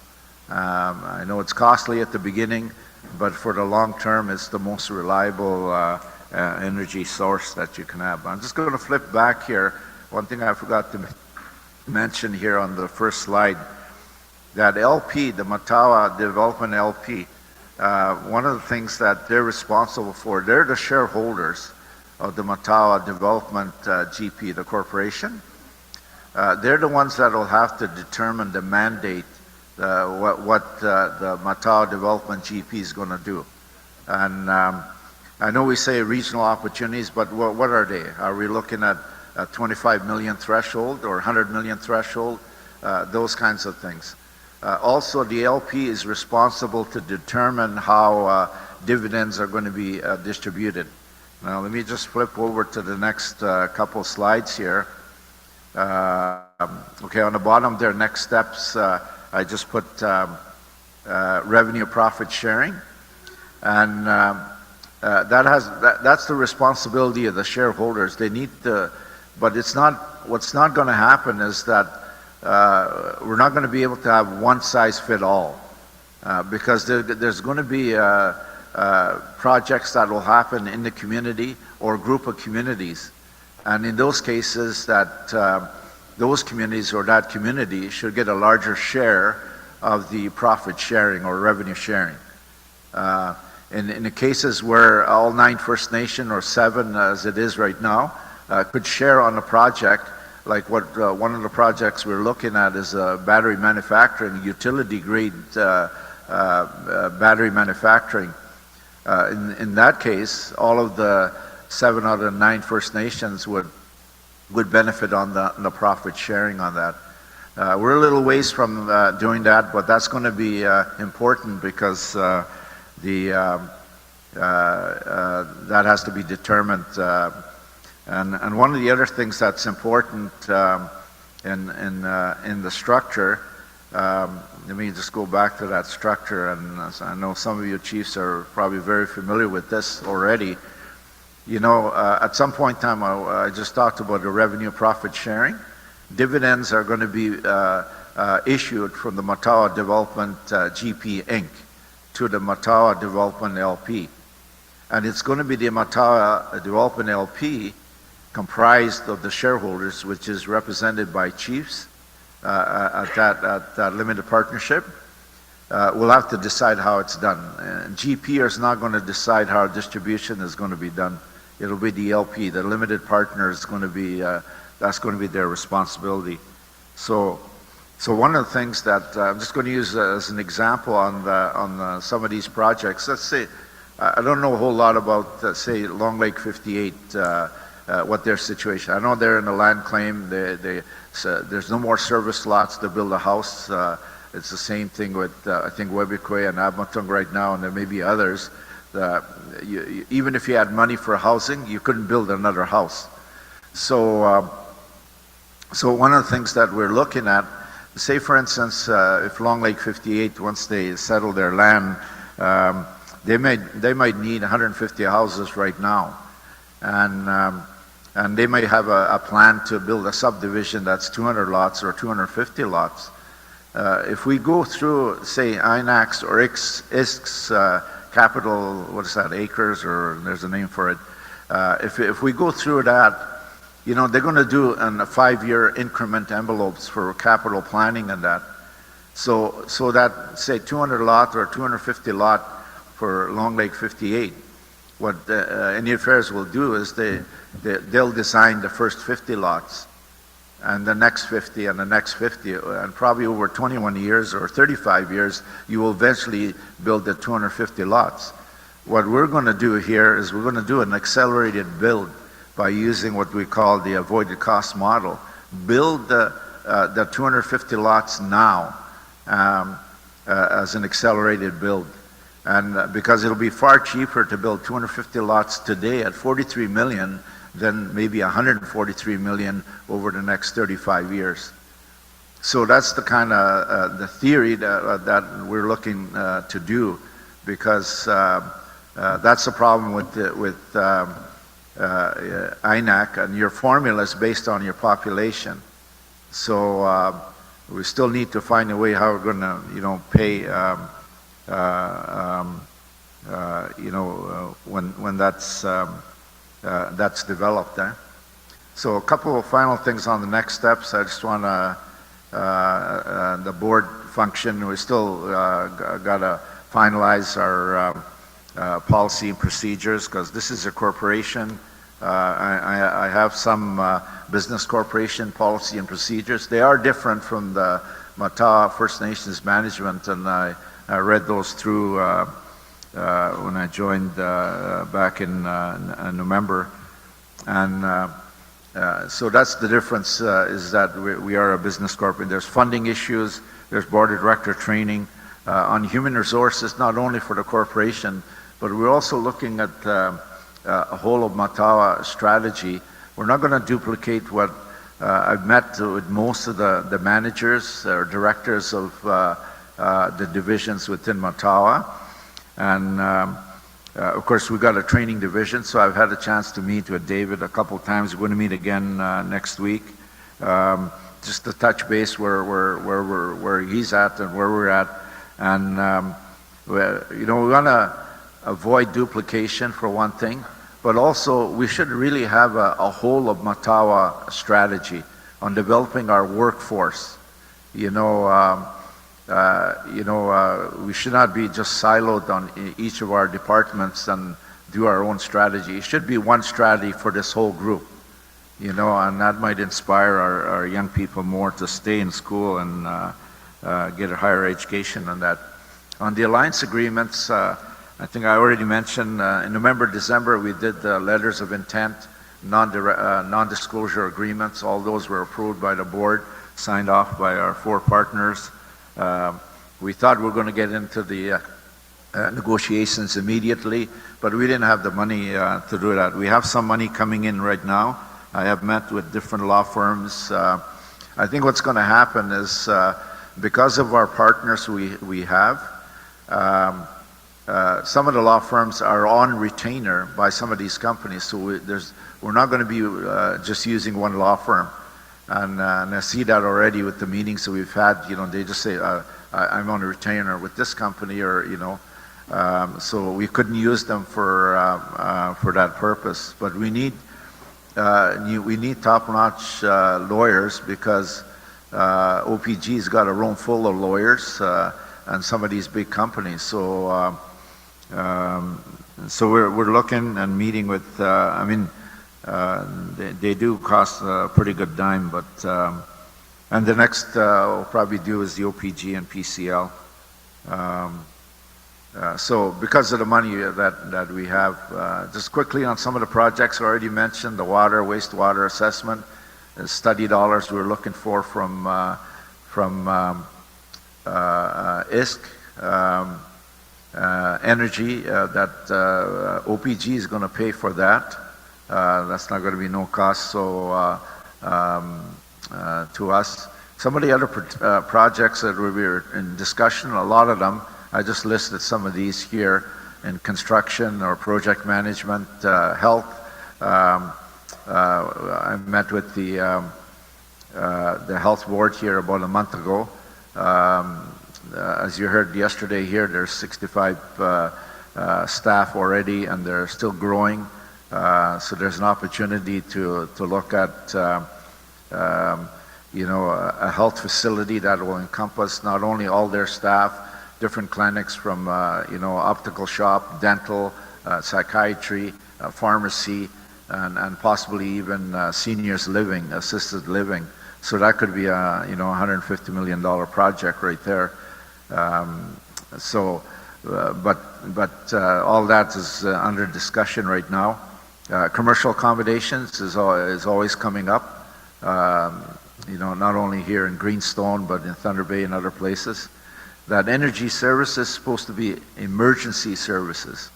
I think that was it's my scribbling notes that Roseanne didn't quite understand or figure out. So that's supposed to be emergency. Let me just say a little bit about this emergency services.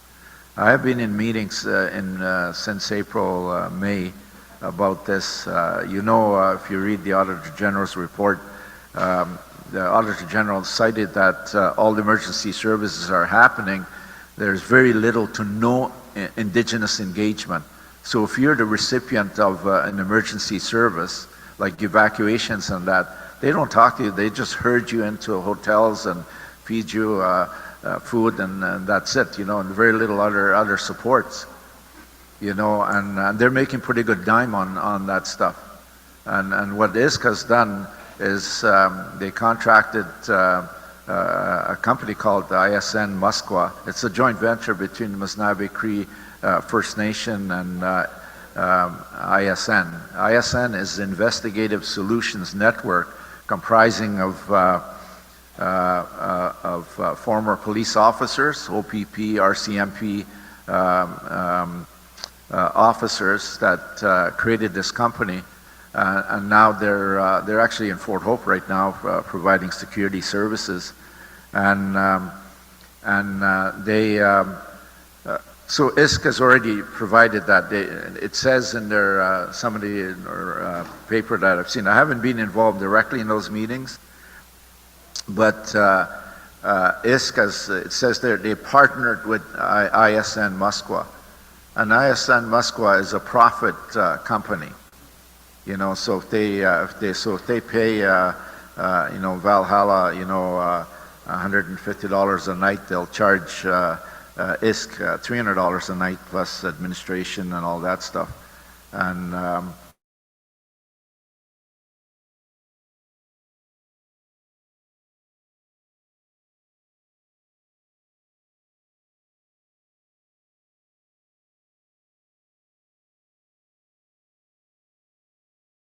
I think a few are very familiar with that already. So telecommunications, that's just another one that was identified quite a while ago on manufacturing. And then there's other things, a lot of discussions happening with other organizations about contract services, project management outside of Matawa. Which is kind of interesting because I think part of it has to do with probably the partners that we have engaged.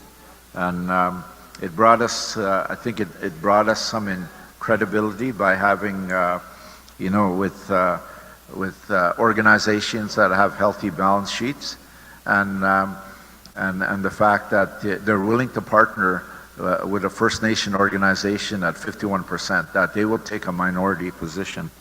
So I think that's about all. I mean, there's other things we'd like to do, but it's just a matter of human resources and financial resources. So maybe I'll stop there.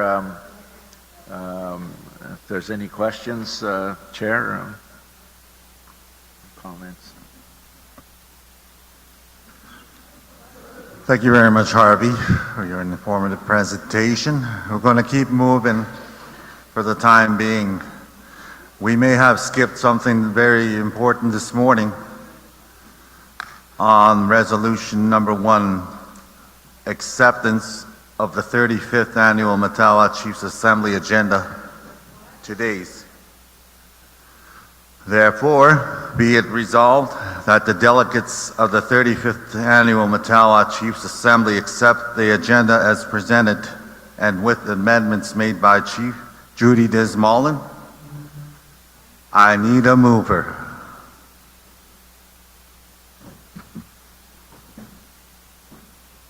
Chief Toledo, seconded by Lisa Eacham. Chief Toledo, seconded by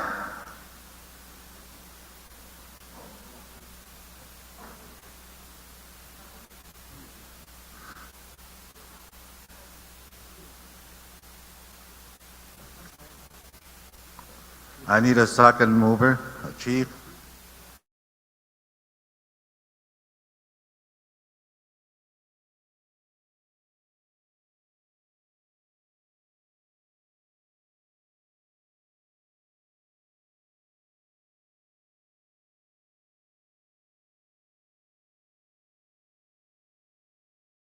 All in favor?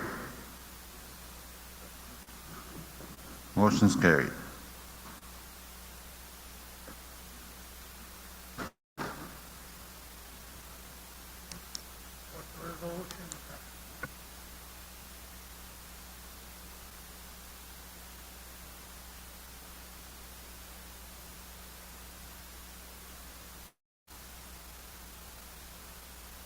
Okay, we're going to keep moving. We have the Matawa First Nations Chiefs Council reports, and I'm going to pass it over to Paul Capon.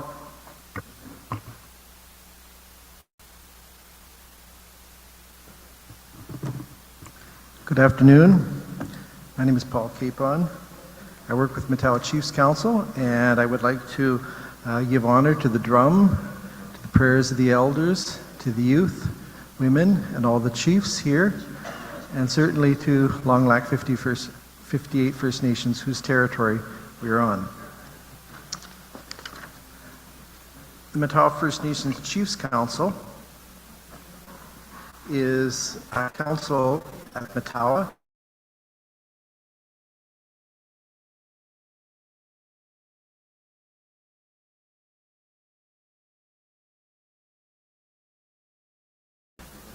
on broad decision-making on collective issues. As a department, we provide logistical, technical, policy, and political advice. We support managers and initiatives in the Matawa First Nations management. We also liaise with government organizations and external groups and support community members in priority areas that the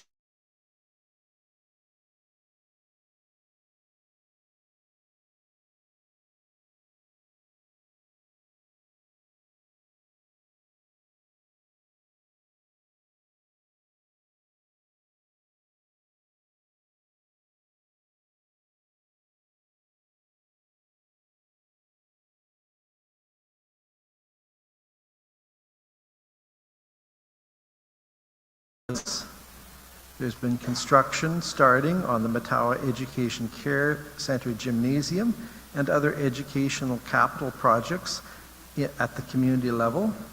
And there's been expansion and accreditation of the Matawa Wakatiri Indigenous Language Program. In the areas of health and social, we've seen additional funding for mental health staff, physicians, public health nursing for First Nations, and homelessness initiatives. We've also seen additional Jordan's Principle funding for families, youth, and transition housing through Matawa Awashihihuewin. As well, there's been working with the province and various partners to support those being released from corrections. In economic development, we've seen a new manager hired through Matawa Development Corporation with its board of directors, and you've just heard Harvey Yesno present that. And as well, we've seen a willingness of the federal government to engage at a higher level on joint economic planning in the Ring of Fire area.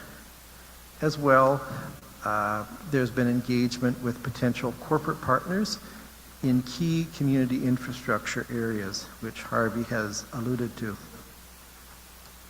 In the environmental front, we've seen an acceptance by the federal government for a jointly developed co-led regional impact assessment. There's been ongoing work with Mushkegowuk Council on environmental matters, and there's been increased funding for community guardians and community capacity building. In the areas of infrastructure, we've seen an increase in funding for First Nations and for those in Thunder Bay.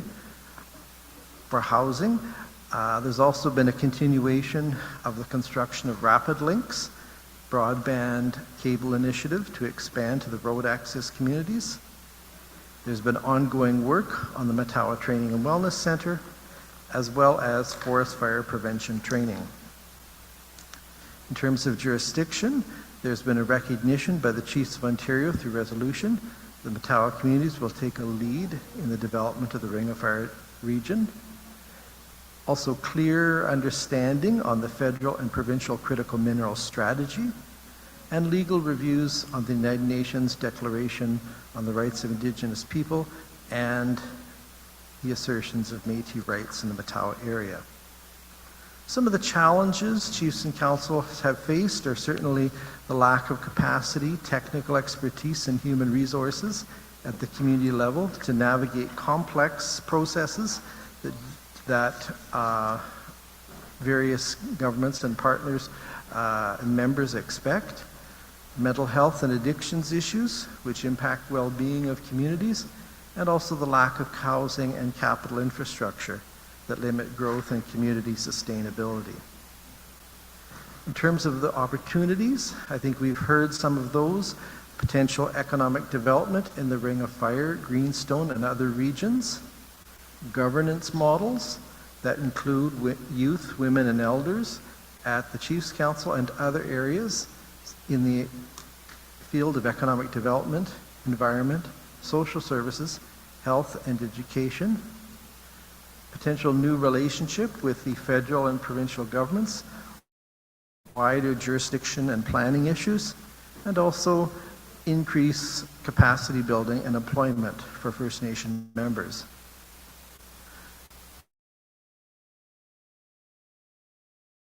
Our chiefs who are no longer on the Chiefs Council, that of Chief Ramona Sutherland from Constance Lake First Nation and Chief Wayne Munias from Niskandaga First Nation. Certainly big miigwech for your dedication, vision, hard work to lead your communities and to help create a better world for our people. Miigwech.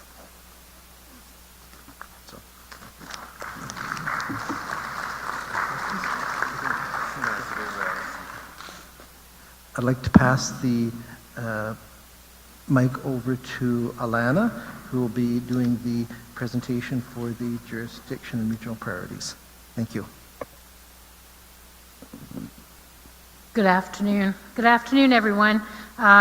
Just wanted to say good afternoon to the elders, chiefs, board members, and community members that are here in person and those that are watching online this afternoon.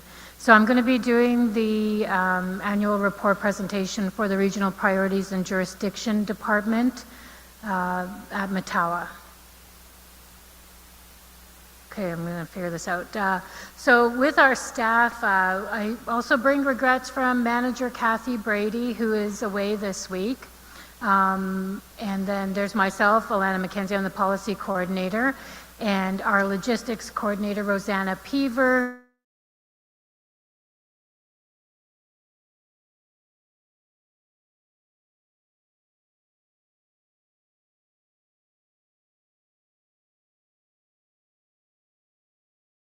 so we kind of work together in our various topic areas, supported very strongly by Kathy and Rosanna on the issues and then the activities with MDCs. And we do have the board of directors there that are involved with the MDC. We have the program description, as most chiefs know, that for regional partisan jurisdiction, we've been probably in our current structure maybe for about the last 3 to 4 years, and we work on kind of very specific or focused topics that are of interest to the Matawa Chiefs Council, originally mandated in 2016. So our work to date has been ongoing, and that leads us on this very long road of capacity and understanding the complex issues that the Matawa communities are dealing with. And it is very challenging as a department. It's a steep learning curve. And I think it's important even for community members to understand the very technical information sometimes that we make a demand of the chiefs to deal with and provide direction on. It's not necessarily an easy area. So key priority areas: regional economic development, capacity and opportunity building. That mainly is within the work of Harvey and Kathy with the MDC. We're seeing that development that has come along in the past year. We do strategic issues, and I'm going to be giving a very, very brief overview of what we see as emerging issues after this presentation. I just want to highlight major research and support projects that have been completed. Namely was the UNDRIP legal opinion that the chiefs received in March, as well as the Métis assertions in Matawa region report that was completed by Drs. Pedri Spade and Dr. LaRue. That is feeding in line with the political positions at Chiefs of Ontario and other tribal councils on the Métis assertions in Ontario. So we have a very specific work projects that continued in those. In this past year, over this past year, included in your annual reports are updates on the resolutions that were related to our department. We have completed the work as outlined in there, and we also have to include that we did additional work in working with trying to work through Anishinaabe-Aski Nation on developing of an Ontario mining resolution. That took its own kind of process going forward. What we ended up securing, though, is the Chiefs of Ontario resolution about the emerging development of the North and the Ring of Fire region at a coup assembly last November. And that was the work of the Matawa Chiefs Council at the coup assembly, advancing your issues, your position, and that was an outcome of some of the work that we supported. We do have the list of the many political briefing notes and memos, the information that we provide to the chiefs. It goes all across the board on the many lands, resources, treaty and legislative changes. And also any of the work that we do, we have the media releases raising the profile of Matawa communities, and also the formal letters to First Nations organizations and government, part of the focus being on ensuring that decisions or direction isn't being given by other organizations like AFN, COO, or NAN, that, when we work at focusing on what Matawa communities direct. So we also have the letters to government that the chiefs have on their record and that we continue to await response on. One of the other significant items that happened in the last year was our presentation of a written formal submission to the Standing Committee on the Interior for Bill 71. Some of the work that is done at Matawa helps lead the way and provide support to other First Nations and tribal councils because there isn't too much support on these different topics. So the material that we provide, we get copies out to other people who are working in the same area, and we try to share and build that knowledge and support for Matawa communities. And overall, this really highlights the coordination and management work of Kathy and Rosanna with the 260 meeting and work events that they coordinate. The work that I do is only a certain portion of it, and then there's Harvey's area, but overall coordination and support is run through Kathy and Rosanna's work. And it's busy schedule that they keep on all of these issues. And as well as the work in the department is doing the minutes, the corporate meeting minutes, and general support for the Matawa Development Corporation Board of Directors meetings. And in here, I am going to jump through just the challenges and the opportunities. The challenges continue to be the funding of the department, given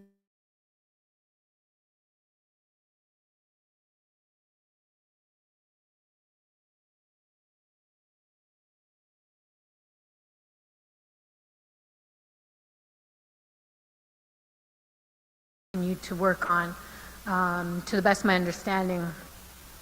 And hopefully that we will have responses either from provincial or federal sources. Now, I have included in your meeting kits was a briefing note on the AFN Annual General Assembly meeting resolutions that were passed. There was probably about 6 resolutions that would kind of relate to lands and treaty and rights.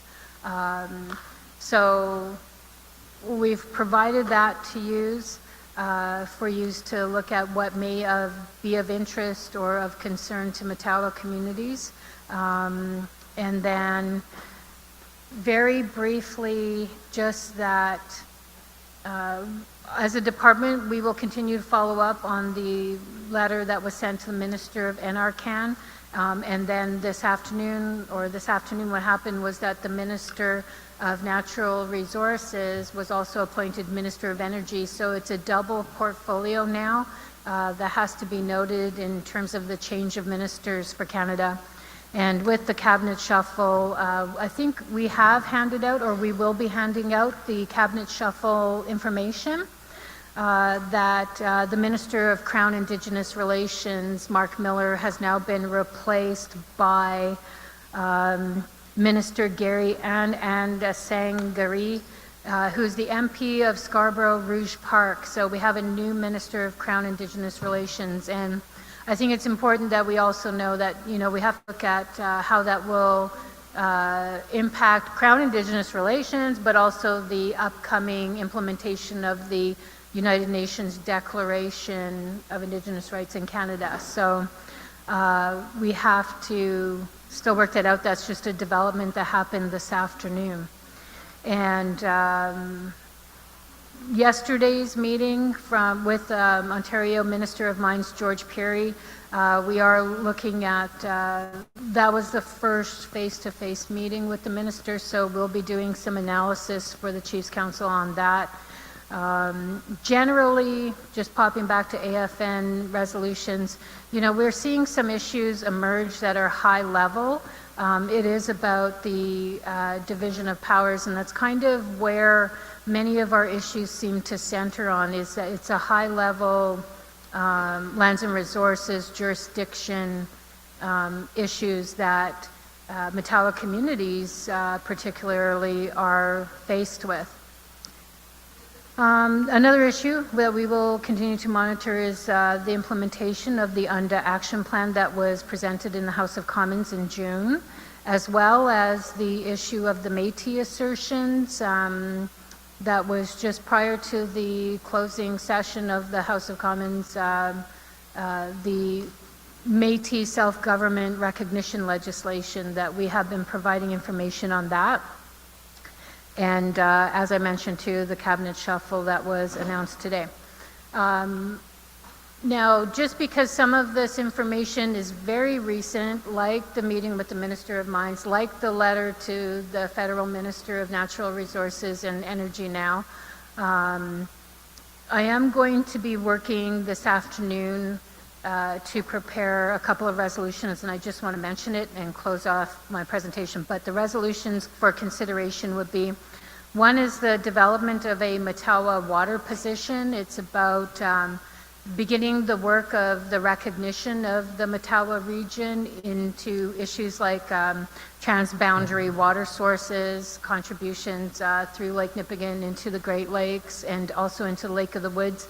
There's things of our land in our treaty area that we have yet to be recognized for, and we have the preliminary work done, but we need more chief's direction in doing it. The other resolution is, and I want to mention here, is a potential collaboration with the Northern Policy Institute on the draft document we presented 2 years ago on the state of the development of the North. This would be just to briefly speak and see whether or not there's the possibility of working with the Northern Policy Institute on a joint document or supportive role of them in advancing the high-level policy issues of Matawa communities. And I think it's important that the rest of the world and other First Nations understand the high-level issues that you deal with. And the third one is a Matawa Chief's formal position on mining. And these resolutions would be just for us to begin the work because of, after the meeting yesterday with Minister Peary, we have a better idea of Ontario's position. We have a better idea of how we may prepare a formal item on mining for Matawa communities.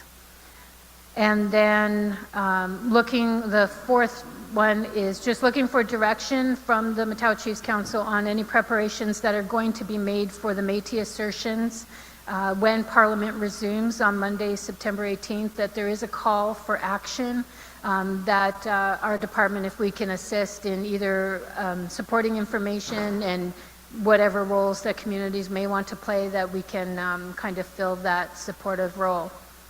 In closing, I just want to express that the Matawa Chiefs Council and the board's support of our department is important, and it has been more so in the last years as we continue to work along. And, our department is committed to ensuring that Matawa communities are first place, in lead development in your traditional territories and homelands. And I also do want to express appreciation for the chiefs who answer our phone calls when we're asking you to review very technical materials. And we appreciate your direction and your comments received, and we try to incorporate them into the work that we're doing in order to be fair and recognize your community's positions on the issues that we're dealing with. So that's it for my presentation.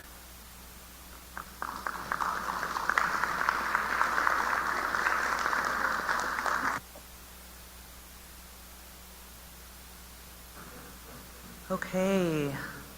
Resolution number 022707, 2023. Acceptance in principle of the 2023 Chiefs Council Report and Regional Priorities and Jurisdiction Report. Therefore, be it resolved that the delegates of the 35th Annual Matawa Chiefs Assembly accept in principle the 2023 Chiefs Council Report and Regional Priorities and Jurisdiction Reports as presented. Do we have a mover?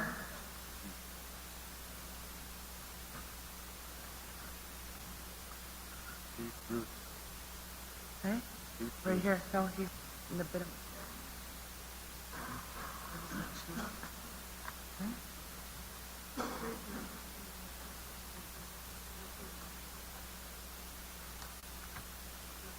Moved. Mover? Do we have a mover? I'm sorry. Chief Cornelius Wabas. Do we have a seconder? Chief Bruce Achneepaniskum. Any oppositions? Any abstentions? All in favor? Motion carried. Before, check, my check. Check. Check, my Check. Before we move on to the next presenter, I wasn't made aware of a deputy chief here. Is she here or he? A deputy chief. Yeah, is she here? Is she here? Oh, okay. So we're just going to go ahead and move on to our next presenter. Okay, so next on the agenda is Ian Ketchison with the Impact Assessment Agency of Canada, who is going to present.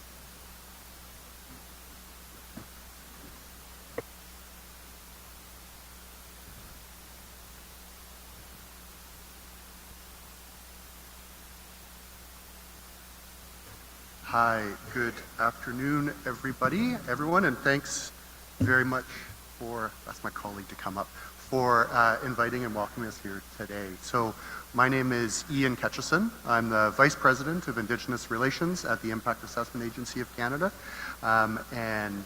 We're going to talk for the next bit about, bring it closer? Awesome, thanks for that. Can folks hear me better now? Is that better? Great. So my name is Ian Ketchison. I'm the Vice President of Indigenous Relations at the Impact Assessment Agency. I'm going to talk a little bit about the regional assessment in the Ring of Fire area. And maybe, Rochelle, do you want to introduce yourself?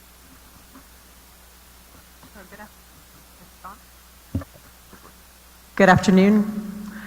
I'm the Senior Consultation Advisor working with Ian and yourselves on this co-led and co-developed regional assessment in the Ring of Fire area. Happy to be here today. Great, thanks. So first off, I want to thank the leadership of Long Lake First Nation 58 for being open and inviting us to come here today. I think Chief Desmoulin, I'm not sure if she had made it, but we're just very appreciative of the chance to come and sit down and have an opportunity to appear before chiefs and leadership to talk about this important initiative. I think I've had the opportunity over the last couple of years to meet with many of you in the room. I think Ogimon Sugarhead, I met with you in Thunder Bay.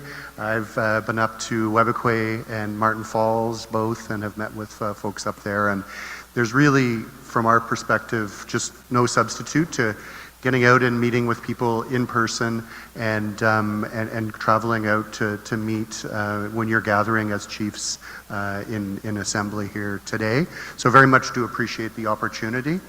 I think that most folks around the table, the chiefs, have been very engaged on the Ring of Fire regional assessment. For those who haven't, and I understand there's been one or two recent elections, so for those who haven't, we are happy to have conversations and catch folks up.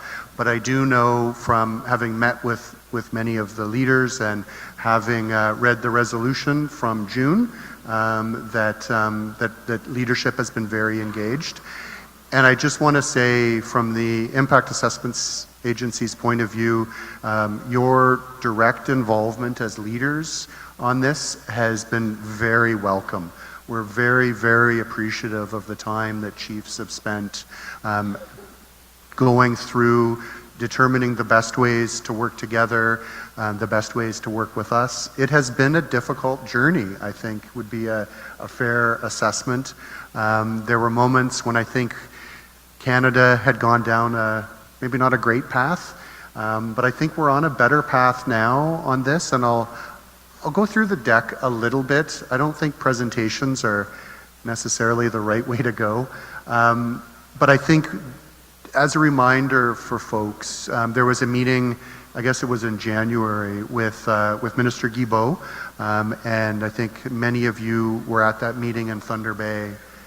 And the minister made a commitment in that meeting that for the regional assessment in the Ring of Fire area, we want to move together on a co-led, co-developed approach, working together as partners around the table as equal partners.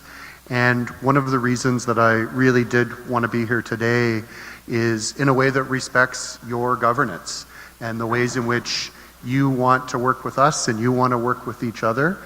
And from our perspective, building a consensus-based approach to move forward is the only way we can be successful. I know that the issue of development in the Ring of Fire is controversial. There are a wide range of views, I think, within communities, between communities, and it's contentious. And as we all know, the eyes of the world are looking at resources that are in your territory, that will have impacts on your communities, positive, negative, mixed, complicated, and from our perspective, moving forward in a good way together in a process that is co-developed and co-led is really the path forward that we want. I was very pleased when I did see the resolution from June that the chiefs had signed on to and shared with us, that I feel that leadership here, you're on a great path, and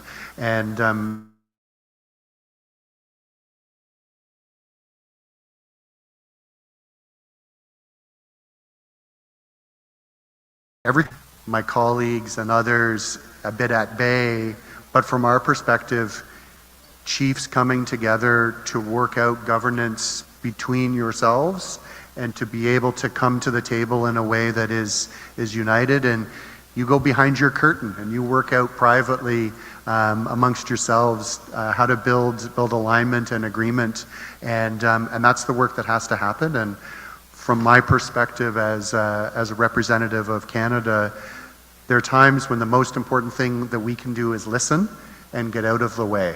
And I think that's what we've been trying to do. I hope we've been moderately successful, which is to give you and your teams the opportunity to have those discussions. I do want to give a big shout out to the officials that we've been working with at the Met. Paul and his team and others have been, and Sarah in particular, have been just so supportive, and we're very appreciative of all of the time and effort. And we recognize in your resolution that you see the value of the Met as a body to work this through. I did like the 3 circles about the need for bringing in leadership and make sure that you feel that there's the direct line of accountability to you in this process as it moves forward. And I recognize that a big step forward in the next stage is also going to be to build that engagement within your own communities and to find the best ways in which you can make this process work. What I will say is, from our perspective, to step back for a second, is there's a huge likelihood of future development and projects in the Ring of Fire area. Whether we like it or not, that is the reality of the world, is that there are going to be proposed projects, proposed activities that are up there. We hope that the regional assessment can set a solid foundation so that as those assessments are undertaken, that we've got a head start, and there's been lots of work that has been done to understand what the impacts could look like and what they might look like, and that communities are in the driver's seat, and that we're able to create a process where the data is being gathered in the right way, with the right input from members, the right engagement from members within your communities, and we want to develop a process that can do that.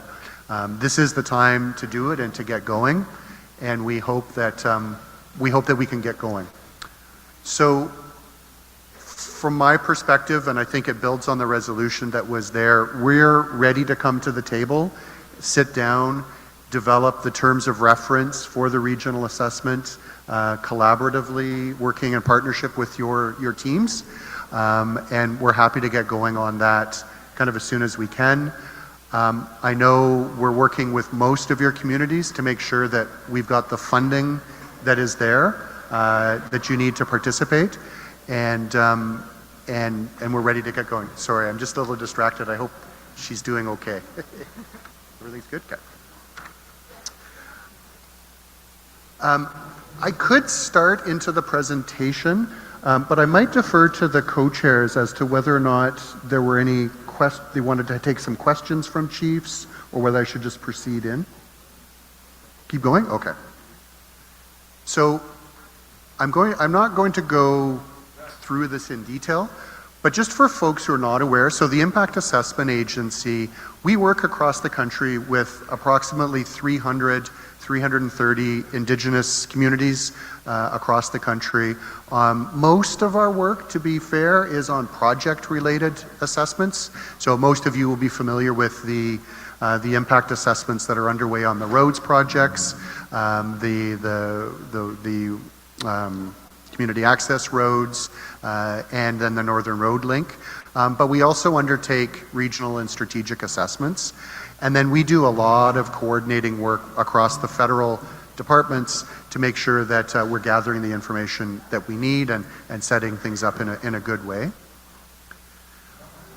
Regional assessments are a very unique tool that we've got, and the primary goal of regional assessments is to undertake studies of existing or anticipated development in a region. And the goal is to provide information, analysis, and a regional lens that can inform future assessments that come through.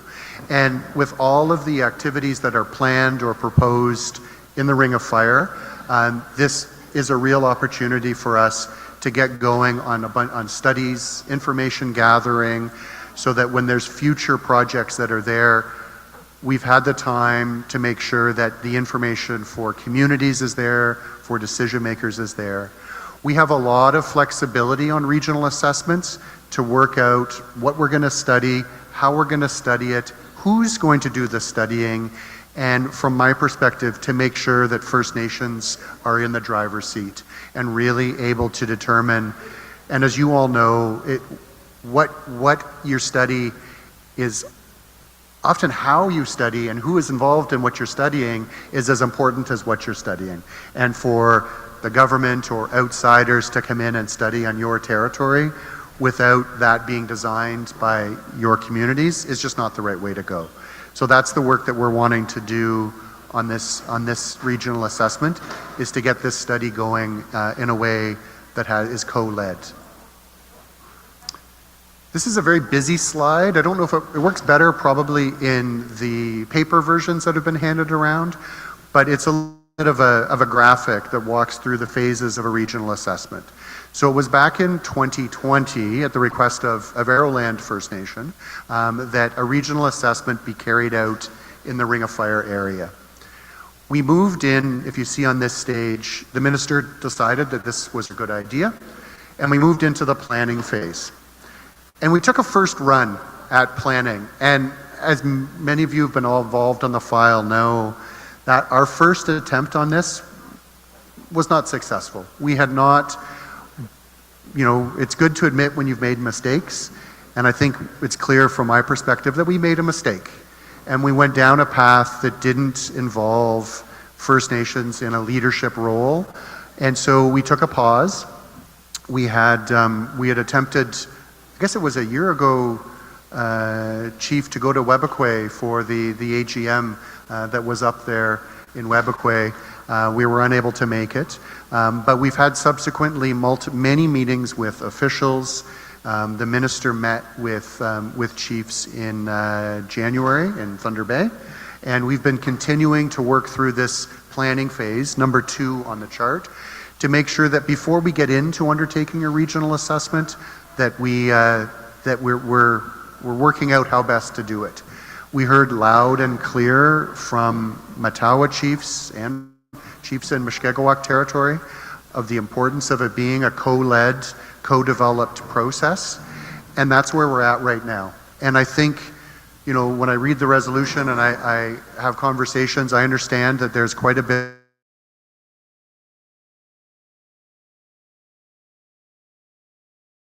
and what we would like to do is to move into the phase of developing a terms of reference so that we can sit down and get there and get going together. I think I was very pleased to see in your resolution a desire, a direction to move forward with some facilitation support and an Indigenous facilitator to help us through these conversations. I think that's a smart move, and I applaud you for it. We're in the same headspace. We do need support and help to keep a consensus-based process moving forward. We're going to disagree, right? That's part of what a consensus-based process is, and sometimes the best thing you can do is admit that we need help to be able to move forward in a way that's got everyone around the table. And so that's where we're at in this slide, is determining the best way to move forward. I think from Canada's perspective, we would love to have Ontario at the table with us. It's like around a dinner table, and we'll have a seat at the table for Ontario, should they choose to come and sit down with us. But in the meantime, we're very comfortable to move forward in working together to draft up a terms of reference, and excited to work with your teams to get going on that as quickly as we can, and determine the best way to make sure that you have a role in oversight, and the chiefs feel that they are being briefed, they're comfortable with the decisions, that the teams have clear direction from them, that we have clear direction about who you would like at the table representing your rights, your interests, and that there's a clear lines of accountability for everyone involved. I won't spend too much time on this next slide. Regional assessments can do many things, and we have regional assessments underway right now on offshore wind projects off the coast of Newfoundland and Nova Scotia. But the real, and Lower St. Lawrence, we're working with the Mohawk communities there to determine how best to move forward. But in a nutshell, they can be very critical and helpful in providing a regional context for evaluating future developments. A lot of the details of what that would look like in this case, we will work out in a terms of reference, but we have a lot of flexibility to determine together how best to make sure that a regional assessment can inform development and can provide you with the information you need to make sure that you're able to get out of it what's important for your communities. This is for those who might be new around the table. I won't go through it. It has been a long history together. We've been on a bit of a journey on this regional assessment for many years. I think the critical moment was in January when our minister committed to a co-developed and co-led assessment that would be conducted in the near future. Ibamatum First Nation had presented on behalf of many others 7 principles that were to guide that work. We are very comfortable with those at a high level. We have some areas where there might be some disagreements. We communicated those back, but at a high level, we're very much on board with moving forward. Over the last several months, we've had a number of virtual meetings with a working group. Our officials, delegates from some groups that have been appointed by leadership, some advisors as well have been around those tables. We built some momentum. My understanding is that chiefs wanted to get a little bit more directly involved to be able to guide that process. We're very happy with that. And so in May, we paused at your request to allow for some internal meetings, consensus building, working out on your end, behind the curtain without us around, which was smart, how best that you were going to be working together. In June, we received the resolution that I've referenced around how to work together. Very pleased with that. And I understand that there have been some subsequent conversations with Matt around how to move forward. So as I mentioned, we're in the planning phase, wanting to move forward into development of a terms of reference. I do hope that communities are feeling supported financially in this process. We've been working with many of you on sort of two streams of funding to support you in that process. Some of it has been to support your direct involvement, and then we've also been working with a number of you around capacity support longer term in the area of impact assessment, and also working with Matawa as well to make sure that they're able to support you as well in this process. When we can get out through terms of reference development and we land that, then we're going to get into hopefully individual work plans where communities will have told us the work that you want to undertake, and we're going to figure out how best to support that and integrate that into the regional assessment work plans, and make sure that those recommendations that come out of this process are compiled, discussed, submitted, and then we'll play a real foundational role in the future when projects do come in. As alluded to, we do have funding available currently for communities, 20,000 in grants, currently 80,000 in contribution funding. We know this is not the end of the conversation. This is really to get through drafting together the terms of reference and moving out of that planning phase and into rolling up our sleeves and getting to work. Going forward, as mentioned, we'd like to get a working group back together, independent facilitator that can help keep us on a good path, and then moving to in-person meetings so that we can get going. It's a lot of work, and I know that your communities now are being bombarded by federal and provincial governments. There's lots of work underway, and I do know that it's always tough. The forest fire season has been tough on all of you. I understand Ibamatung has had their own challenges recently, and juggling priorities is always a struggle. So we don't want to get in the way of that, but we recognize from a planning perspective that we can start gathering data, information, supporting, I remember Ogiman when we had breakfast and you had mentioned that now is the time for understanding impacts before activity happens in traditional territories, and we agree and we support you in that, and we're hoping to be a good partner in this process and find a way that we can collectively move forward together. I think you've got in the deck there, you've got contact information. I think many of you know Rochelle. She's had conversations with a number of you. She is at your beck and call. We'll go anywhere, anytime to have conversations. She's always available. Coulter is with us as well, and he is a bit of our expert on regional assessments and how they work.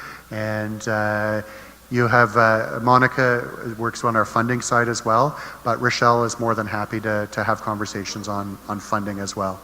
So I want to thank you all for having some time and space for us to be here today. I work with nations and communities across the country, and one of the key there's three kind of key principles that we're trying to put in place at the agency in terms of working with communities across the country. The first is you can't get going on work until you've come and met in person. Relationships are the foundation of the work that we do, and building those relationships is a long-term investment. The second is you have governance structures that for too long the Crown has ignored. We've attempted to break down and create divisions, and we need to stop that, and we need to respect your governance structures. And one of the reasons I wanted to come here today to this meeting is as a participant in your meeting, rather than forcing you to come to our meeting, which too often the Crown does. And the third key part is that if we're going to be successful on impact assessments, we need to make sure that we're maximizing opportunities for your leadership. You need to be leaders and drive this process, and we need to get out of the way and make sure that we're creating the space for that to happen. So again, Miigwech, thank you very much for creating the space for us. Happy to have conversations. We're around, I'm heading back to Thunder Bay tomorrow, so we're going to be staying in Long Lac tonight and around, and happy to back to you, to the co-chairs. Happy to have conversations and answer any questions that might be there. Thanks, Miigwech.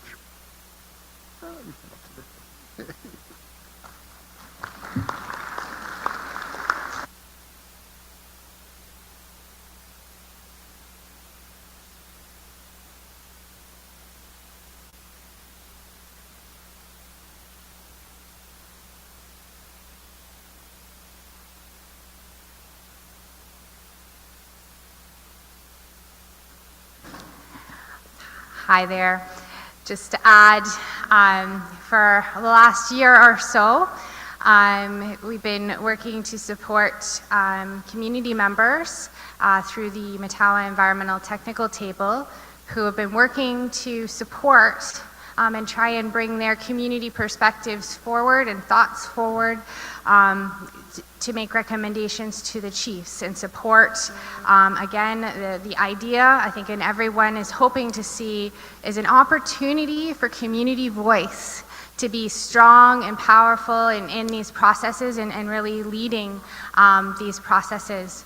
So I'll say that it's been a joy to support those members who have been working very, very hard to come together and share their perspectives and bring information forward to the Chiefs table. I think the hope today was the opportunity for Chiefs and members and all those present to really have an opportunity to speak with the Impact Assessment Agency of Canada and let your voices be heard and share thoughts and feelings, because I think the hope here is for opportunity, again, for community voice and for relationships to be built, and really a good process overall that meets everyone's expectations. So I'm hoping that people will pitch in and make comments and ask questions and share those thoughts, as I know the group here would love to probably have the answer opportunity to answer them.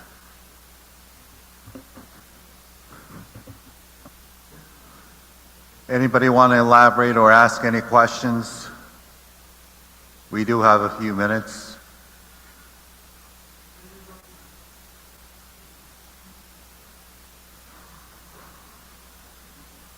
Chief Cornelius Mabas.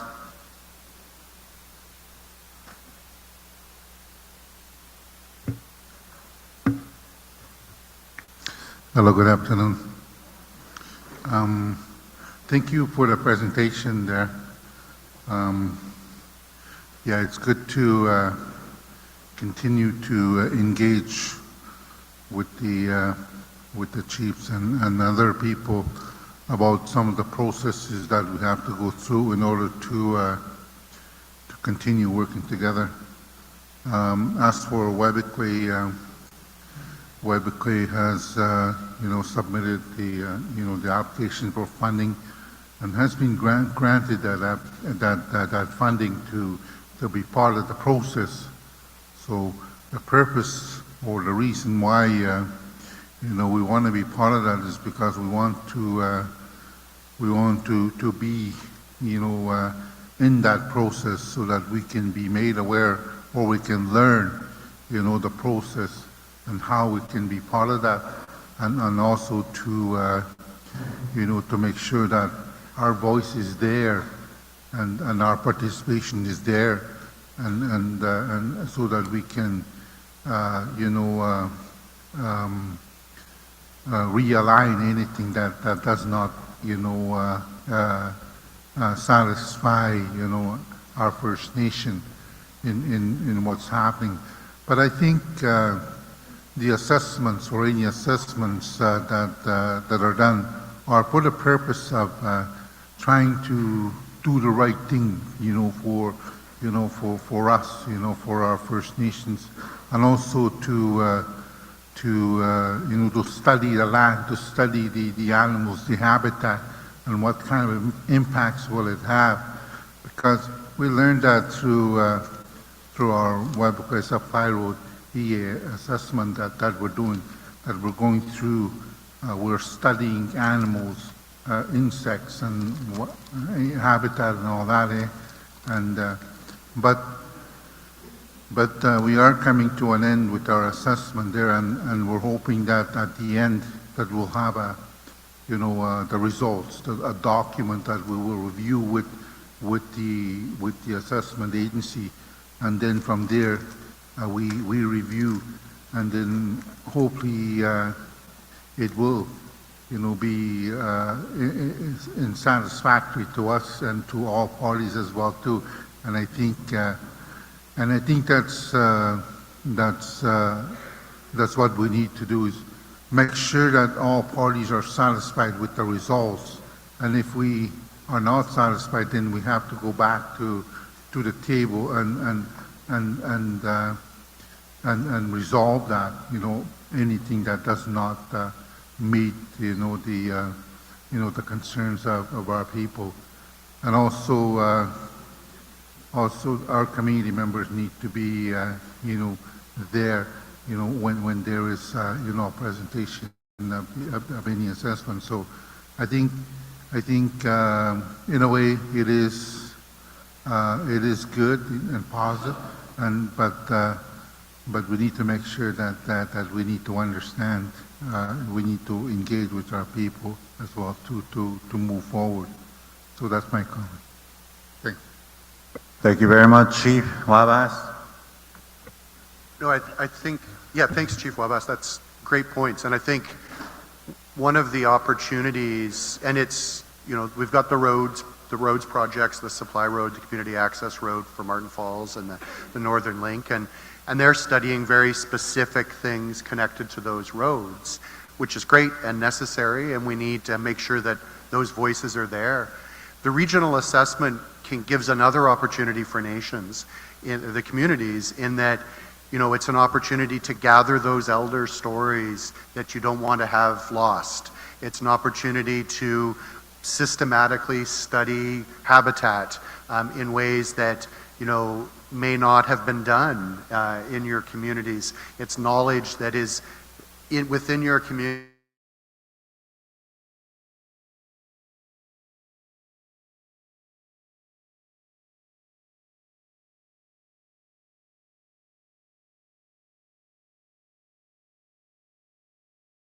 Opponent comes knocking at your door, you have already done the work to gather the stories, to understand the good and the bad that could happen in communities, to get into conversations with proponents in certain areas, because you've had the opportunity to do your homework, and your members have given you clear direction about what matters to them.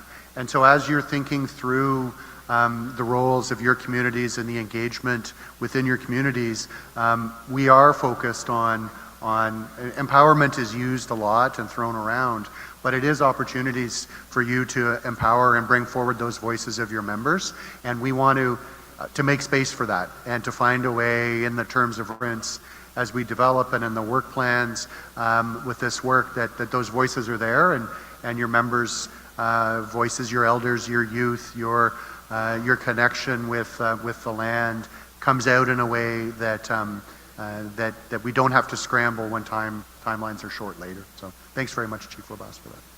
Thank you very much. The floor is open. Chief Bruce, Martin Falls. Good day. Thank you for your presentation today. It's something that we've been working on as chiefs for the past year, and we even sat down with Mushkegowuk chiefs this past spring on this issue of regional assessment. And as Martin Falls, we feel it's a good thing, considering the Ring of Fire is a hot topic in the media, and there's all kind of biases I feel in the media today about whether if it's good or it's bad. And an assessment like this, we'll be more factual. We'll bring out the facts and science, and also the human perspective of our people. So we support it, and we want to work towards getting that terms of reference in the 6 months that we had suggested previously. So I just wanted to let you know that we're in full support of moving ahead and working with Matawa and Muskego communities in this regional assessment. You know, as a lifelong member of Martin Falls First Nation, you know, I grew up on the land. I was actually born 20 miles south of the Ring of Fire,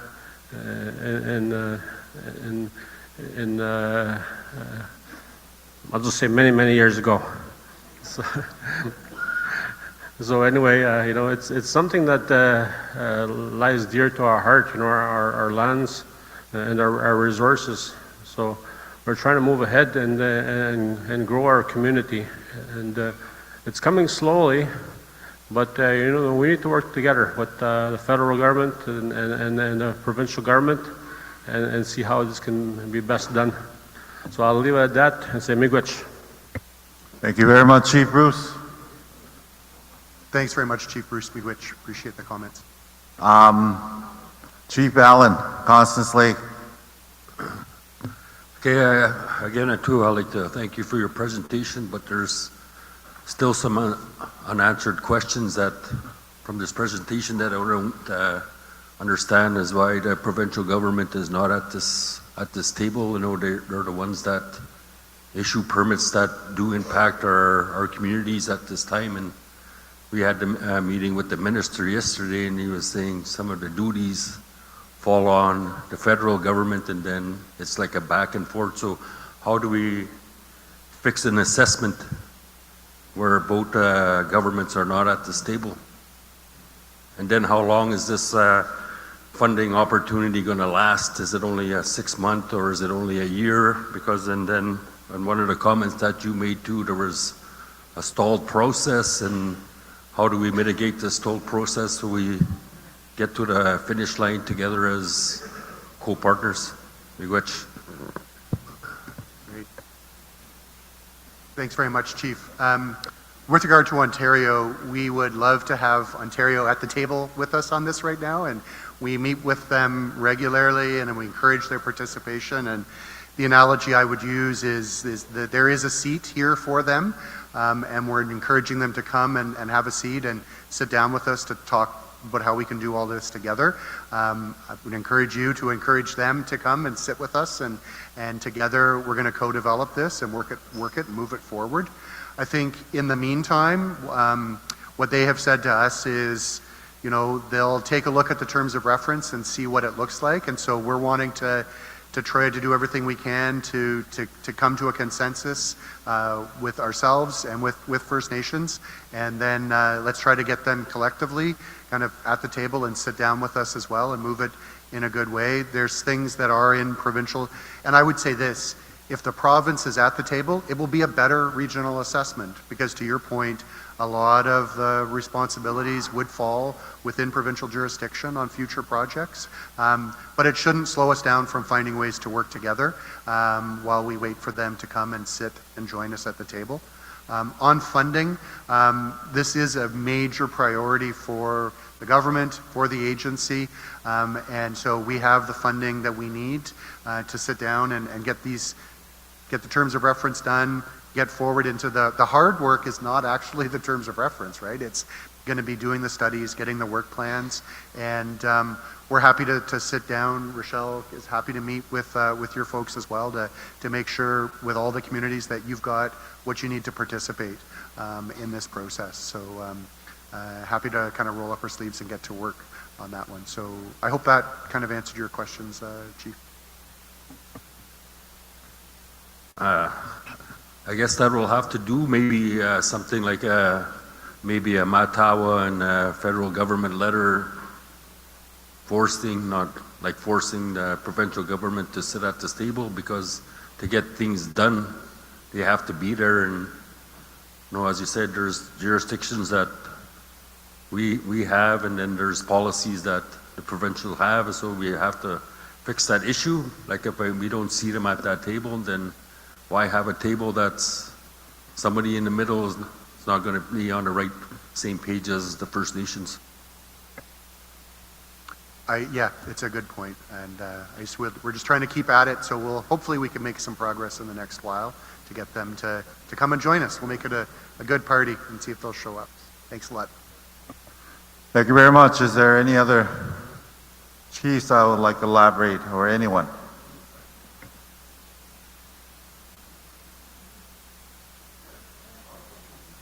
Chief Toledo, Arrowland First Nation.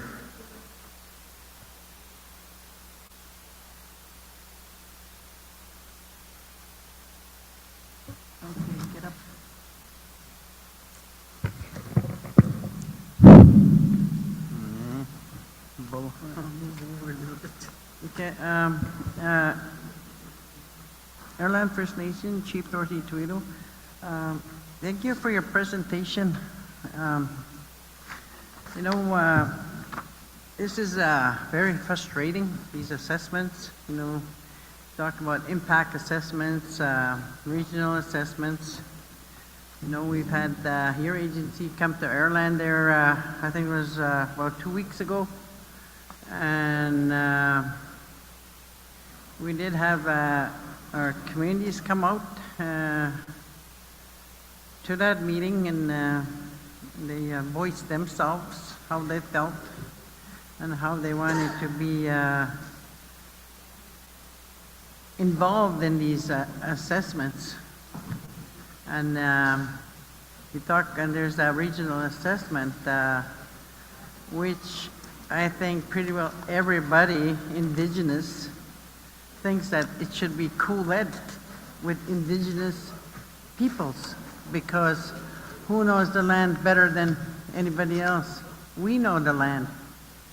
You know, so we should be very much involved in these assessments. You know, you say you want to engage that in that role of that relationship building.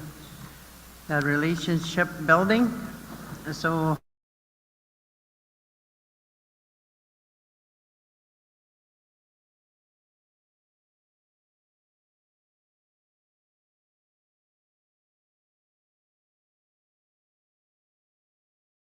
it didn't go anywhere. You know, it just fell on deaf ears.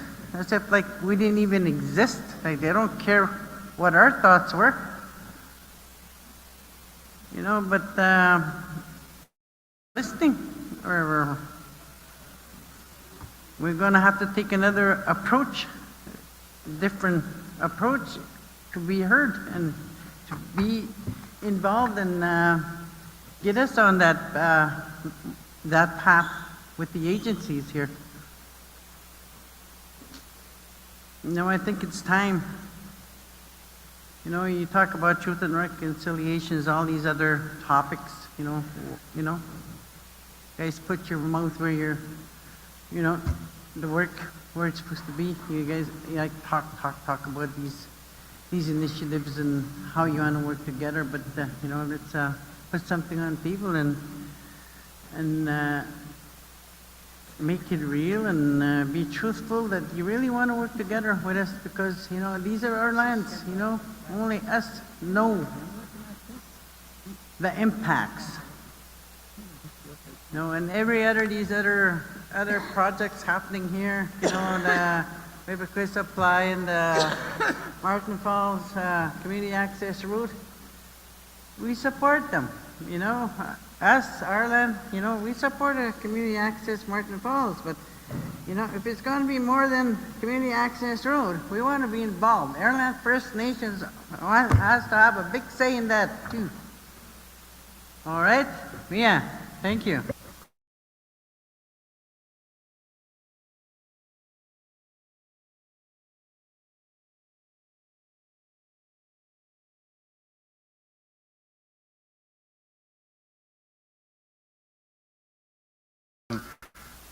When we say relationships matter, you can't just say it, right? You've got to actually demonstrate it. And it's something that you don't just demonstrate in one meeting, in one conversation. And so, Chief, I think our commitment to you is to work with you and your team and your community to make sure that we earn that. And it is something that takes time. And from our perspective on this regional assessment, we want the nations to be in the driver's seat. We're sitting around the table as equals, but I can say those words, and you're right to not believe them until you actually see that we sort of do what we say. And so hold us accountable for that. Keep holding us to that standard, and it's up to us to earn it. And I hope that we can have another conversation and you say, oh, well, you kind of earned it, or maybe we didn't. But I do ask that all chiefs hold us accountable for that. When we say co-led, you need to see that in reality, and that's what we're going to work to do, and hopefully we can live up to that standard. So, Miigwech, thank you. Thank you very much. One more, if anyone wants to add. One more.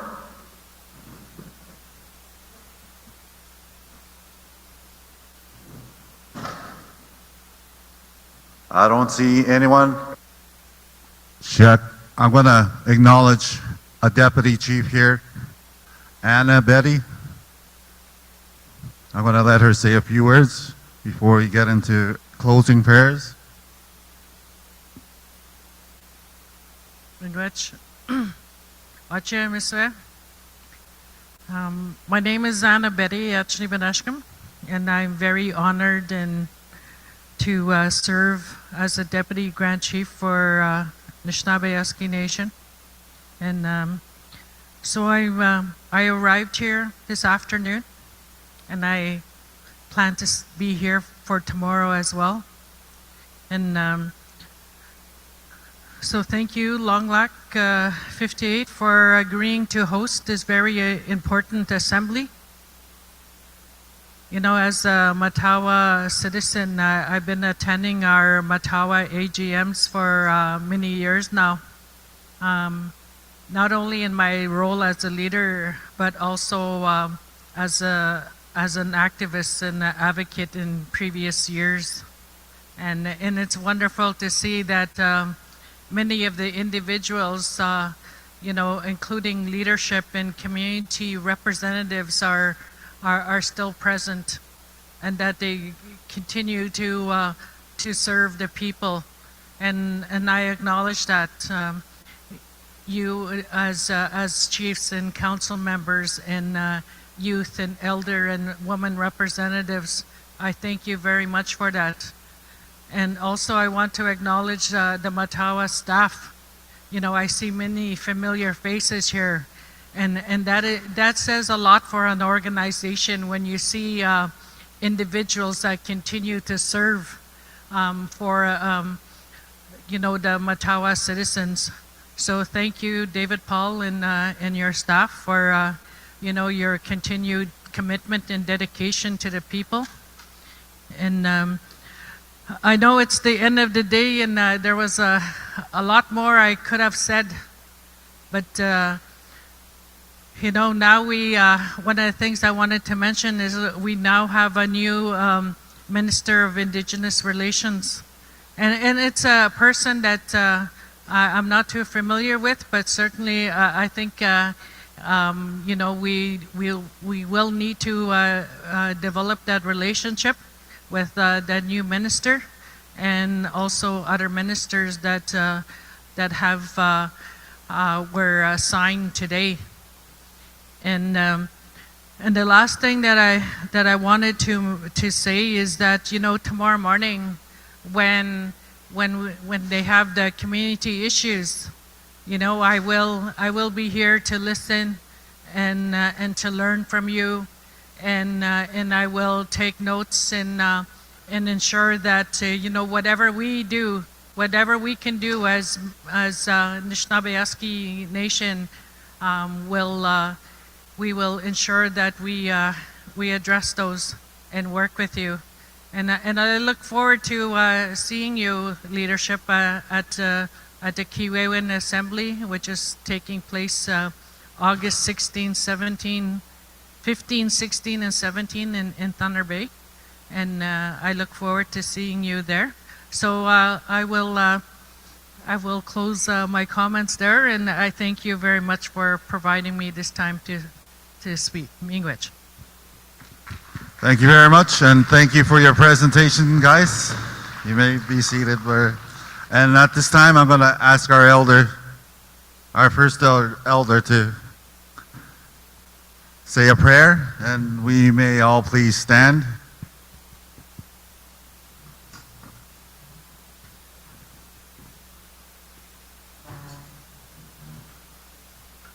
Orjo, before I start with a prayer, I want to acknowledge our children who was with us, who went with us in the bush.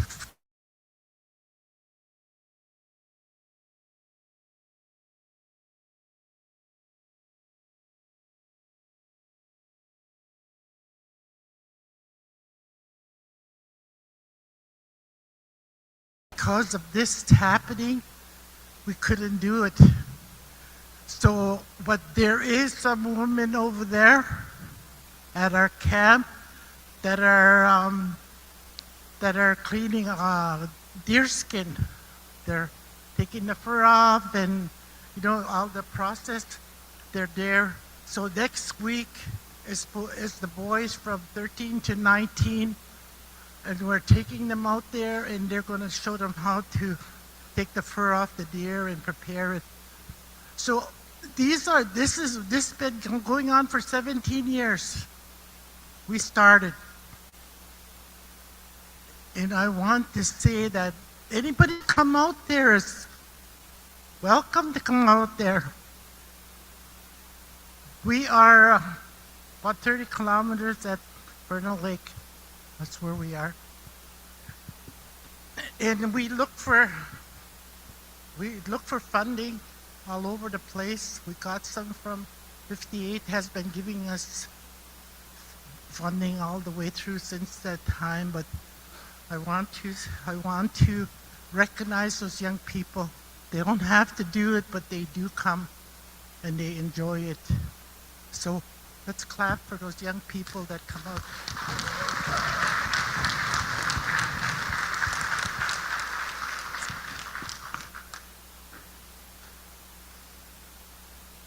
I want to thank the Creator for what He does for us always, for our meeting that we had today, listening to the chiefs, listening to the reports that were given, that they do for us, so that we might have a good life here in our communities. We have to work hard. We have to work really hard because of the negative that comes with the drugs. That's the worst thing that we had ever forced. When my mom passed away 20 years ago, she came to a band meeting. We're sitting around in a circle starting our meeting, and we asked her to open with a prayer, and she opened, and this is what she told us. She said, look after the children. Look after them, because it's going to be tough in the future. It's going to be tough for them. And now, we see that now. We see what she was talking about. So we have to listen to her words. She was 80 years old, the same age as I am today. So we have to listen to those words. She said it in Ojibwe, but then she sat down and she was gone. I just want to tell you how important it is for us to get together like this. We have to work together. We have to meet with each other to help each other overcome everything that's been happening in our community. There is so much that we could do if we work together, if we get together in our First Nations. So I want to thank the Creator for being here for us. Miigwech gibijayan amanda jemnido gibib zindwa gibib zindam amanda gibiyang wede gwimagagagigdawad minake kiramwaya Kawajad way de Jilton. Mia Mina Wabang Gas Kabijamin Amade Kabib Sindu Wana Gigagi the what Nikwech didn't can gagon Gagi Minchian Jemnido Giginwa Mishom Sananik Nokpistanik Gibijaye Gama Nikwech. And our elder this week, Tel Gizik. Miigwech, Gibijaye, Miigwech, Ninakwamago. I pray the Creator give us a good night's rest tonight, so we all come fresh tomorrow. Again, you're welcome to our community. I'm going to leave my stuff here for tonight. I'm going to leave for all day tomorrow. People keep asking me, are you going to do a walk? I think we're going to do our walk. And like the British, we have to work together.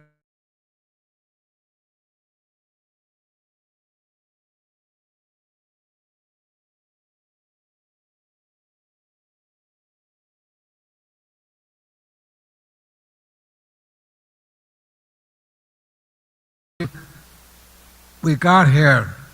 They were here before we were born. That's why we are.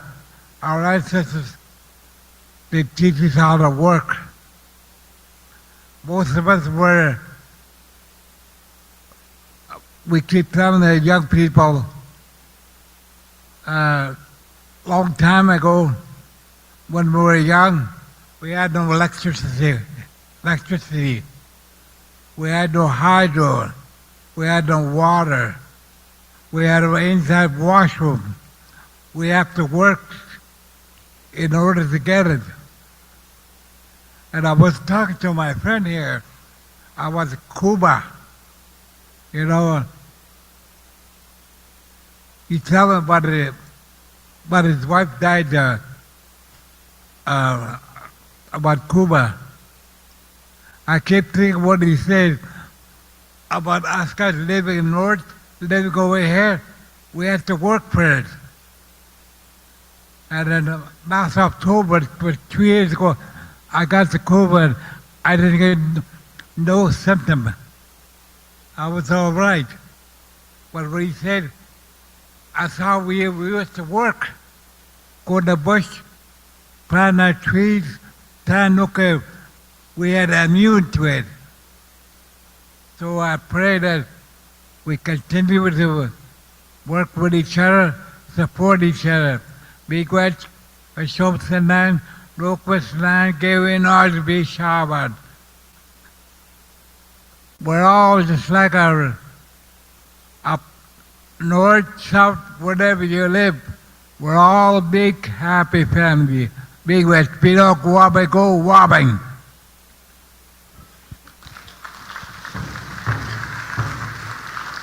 And our youth drum group representing Gunagaming First Nation, Walking Bear.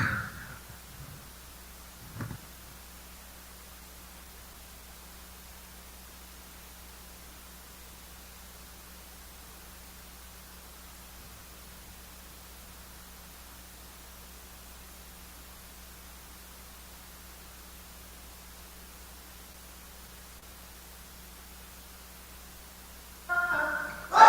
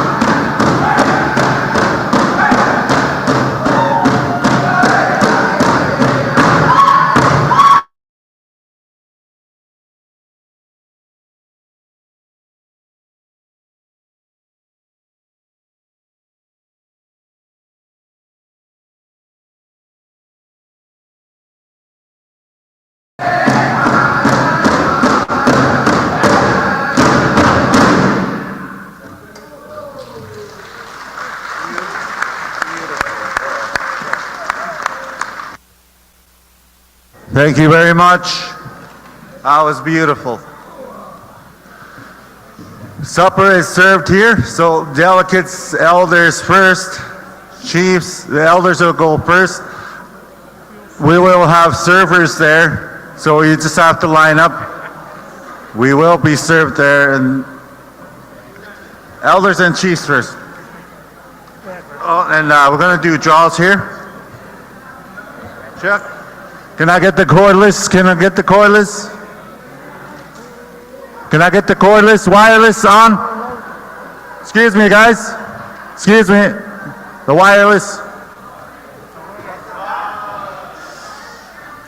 Hello? All right, we're going to have another draw here. What's the prize, man? The first prize will be for the delegates, and it's a blanket and a lanyard. And the second prize will be our general draw, which will be curtains, a beach towel, and a little bag. Okay, let's go. This is for the delegates only, so the number that you, I don't know if you can see it.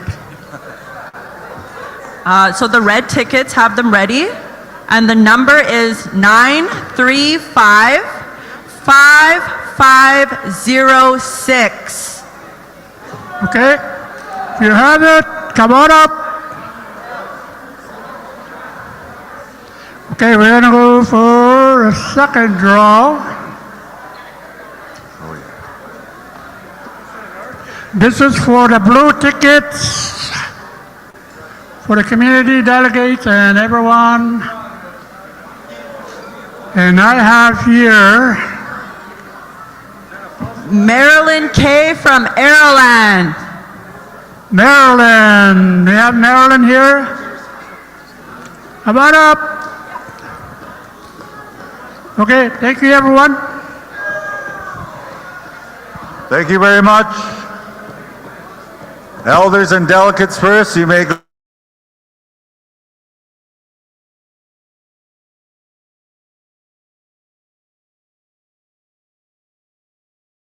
Ready?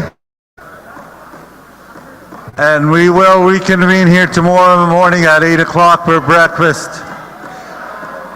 Have a good evening and thank you very much.